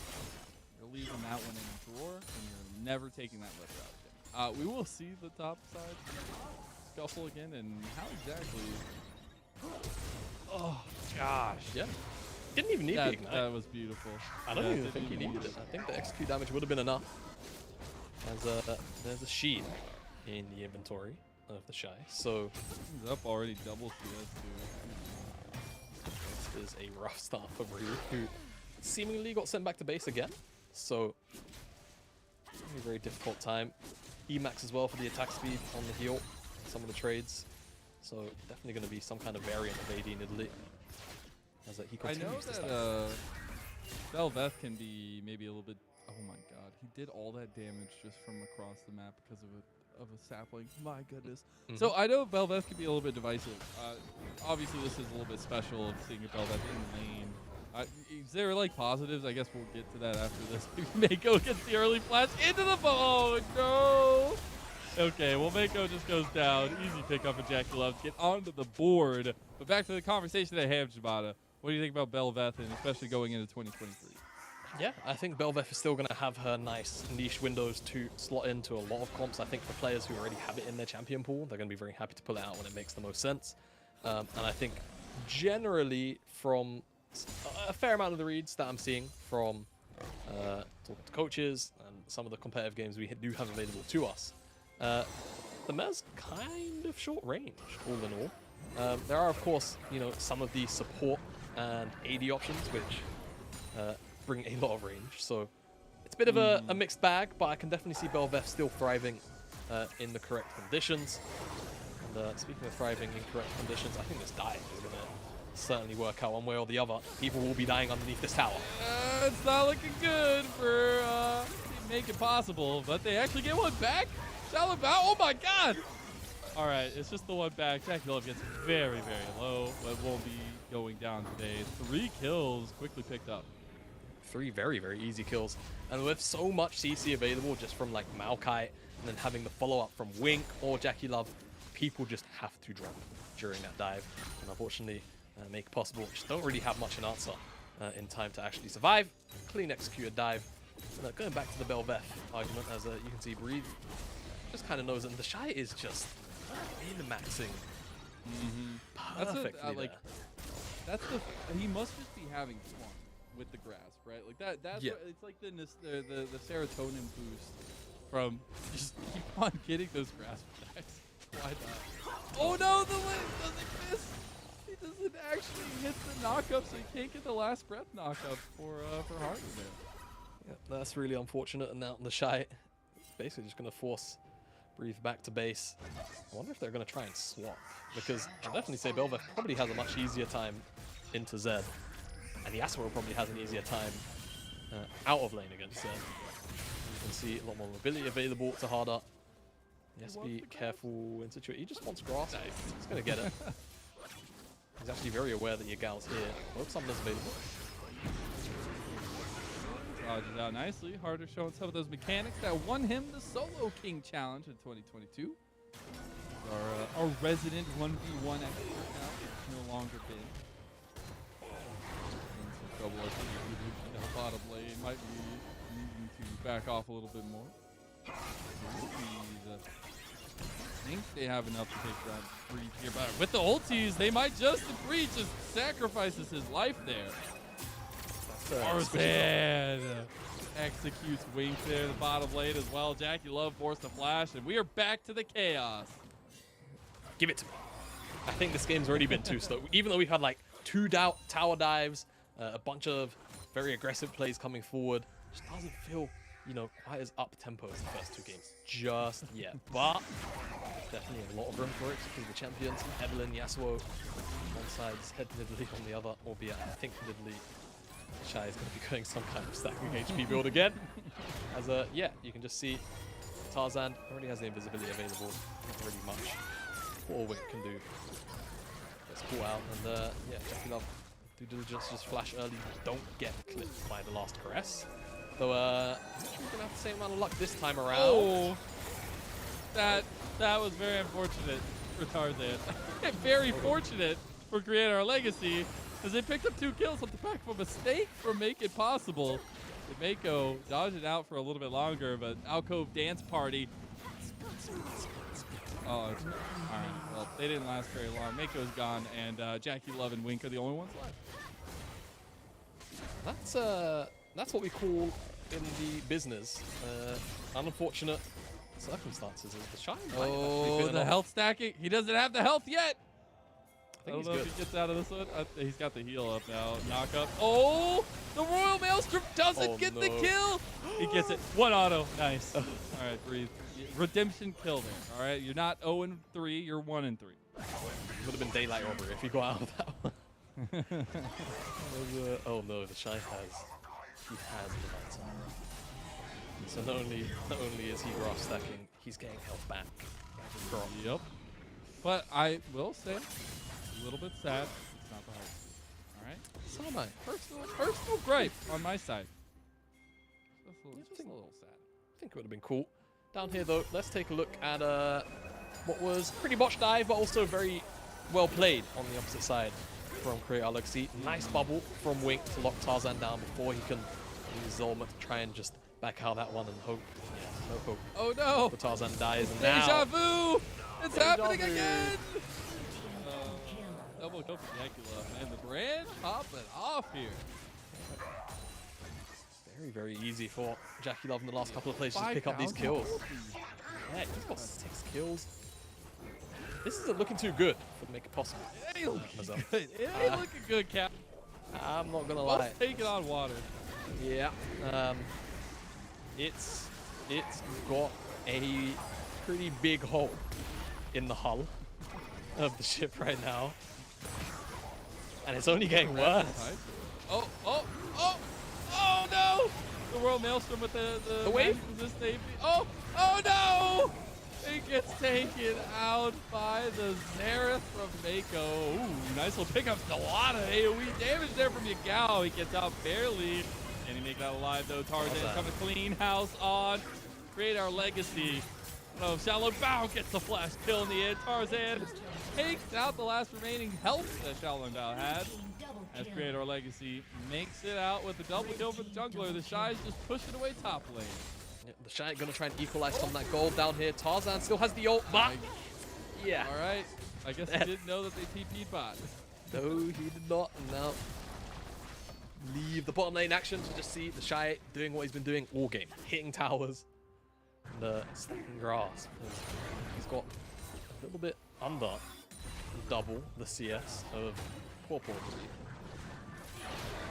Ooh, look at that AP Lucian damage. Look at it. Look at it. It's cooking. It's cooking with gas and fire and other stuff. However you put it. That's good. No, I dabble. You dabble? What's I dabble. What's your favorite like company? Volphone Dub. It's like a oh my god.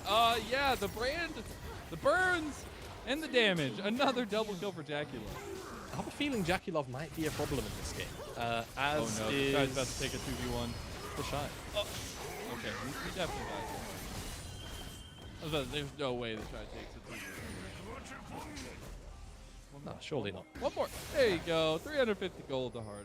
You know, I just want to point out that if Harder didn't crit the EQ, there's a small, albeit very minuscule chance that the Shy might have turned back into human ability and then healed for like 250 or more. Yeah. Trying to make that aware as he's got wardens, man.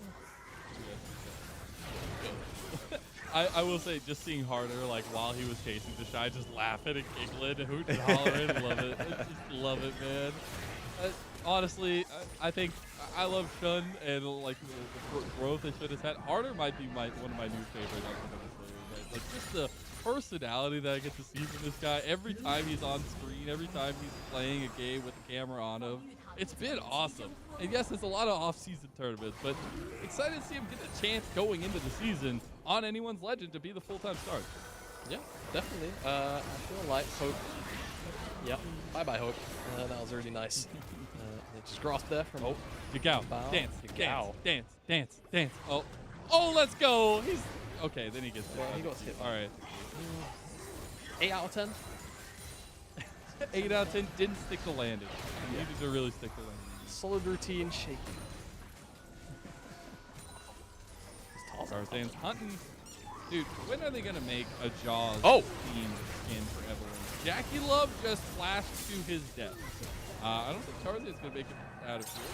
Maybe with a slow, nicely done MIP, they might have gotten one out with nothing to give. The Shy dodging out of the knockup, dodging out of everything here in the top lane. The Mechanic King, the top lane trailblazer. Really give them their money's worth up here on the top side. Yeah, that spear probably would have hit harder as well if the minion wave wasn't there, so he's definitely feeling himself. Xiaolong Bao just sitting in the brush with his saplings, his children, making sure that no one else from MIP trying to rotate up. And, I think with all the pressure that the Shy just gave the rest of his team, that's just going to be a very easy to collect Herald. Man. Every time the W misses for Lucian, it just feels so bad. That thing is on like a 15-20 second cooldown. It's like literally only damage dealing ability on AP, and he's missed like 3 in a row now. It looks like it's got about a 10-second cooldown. Okay, so it's gone down a little bit. Yeah, definitely. Because I think they actually nerfed it because it starts as that, or it started, I don't know if it still does, as the highest base damage ability. Yeah. Out of this kit. Goodbye, Harder. Oh, okay. So they had to nerf it because Lucians was starting it at level 1 and kind of just ruining the lane. Yeah, hook's dead again. Just over and over again. He's just popping like flies. He might be 1-8, but that's okay because he has the power of AP Lucian. So what can go wrong? A lot. A lot. A lot could go wrong. There's a lot that could go wrong, and it's all going wrong. Oh, surely not. Well, we won't get a Dancing Shelly. I think the second tower will probably kill the Rift Herald. Yeah, but it's gonna come close. There you go. There's a flank. Oh, only last breath on a 1-member. Dang, I thought he got it on the more. That would have been big. All right, well, Creator Legacy.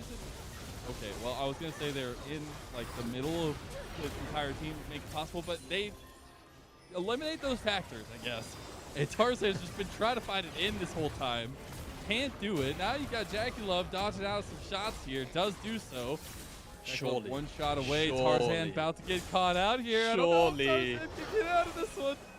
All right, is he going to play the game? Jackie Love going forward, dodging out. He gets hit by the slow. Yagao is back in the team. Tarzan has been spotted out. Jackie Love goes down, and Tarzan has claimed 1. That's 3 quick kills for MIP, and Wink has to splash over the wall. Yagao trying to get his support out of there, but it might be Wink left to his own devices and left to his own death as Hope chases him down and gets the kill. Look at that. 2-8, 2-9, and the AP Lucian coming alive. He almost has his mythic, Mazel. Once he gets Ludens, those Ws, they're going to be hitting like a truck. I promise. That's just how it works, all right? Tarzan, though, longest flank of the day. Took him a while. Puts the charm down on Yagao. It gives away his direction, but it doesn't really matter because the Shy and Shalom kind of just offer themselves up on plate. Yeah. Instant restel. 50 though for that shutdown. Yeah. A lot of gold. He has a death cap. Yeah, he sold it very briefly. He has a death cap and a rocket belt. He can one-shot everyone on the enemy team. It's just a matter of the simple fact that so can create our legacy. So, you know, he's fire with fire. Let's see what he can get done because he's working with a lot of AP. 7 Dark Sister stars too, and there's not really that much MR on the enemy team. So everybody besides Shy, he can actually kind of just feasibly one-shot. I mean, he still might one-shot the Shy anyway. Oh wow! Yeah. Well, there you go. There's your one shot. He's a tower takedown. So he's going down to create our legacy. I think that MIP can really contest it, but Tarzan's on the flank here, so they don't really have a way out. Definitely cornered. And the further they walk away, the less safety they actually have. So Tarzan can attack them from different angles.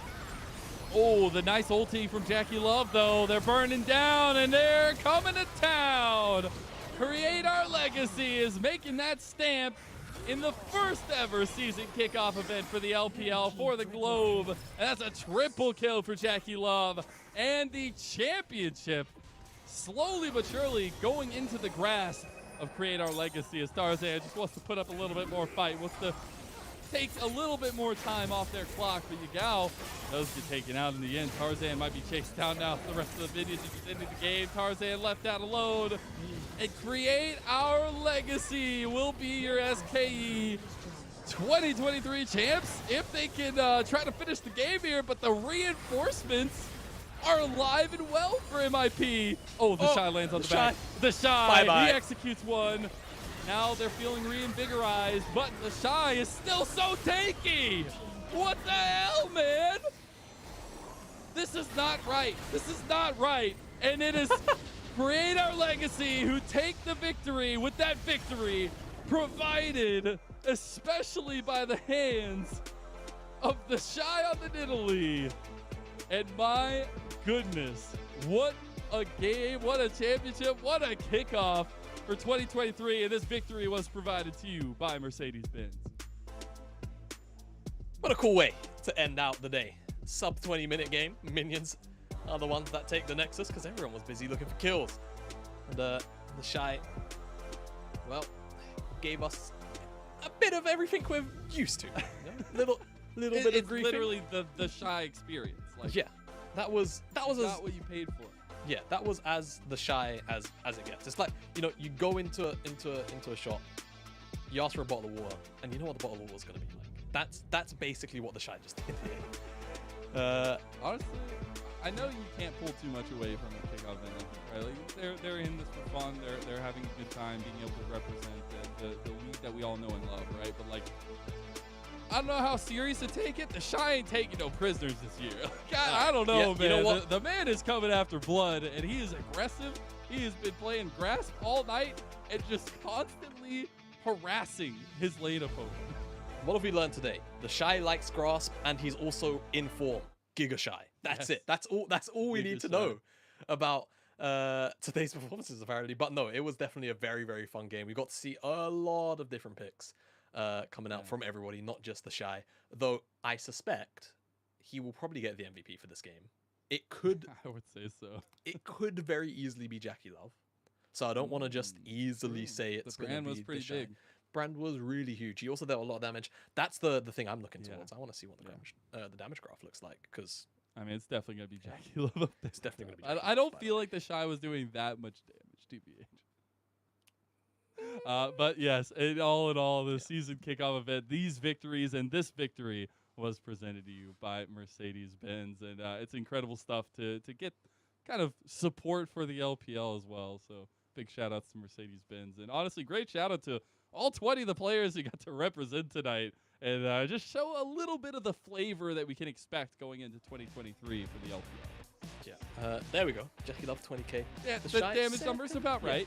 Yeah, that feels correct, doesn't it? Yeah, there just wasn't much answer from P, unfortunately.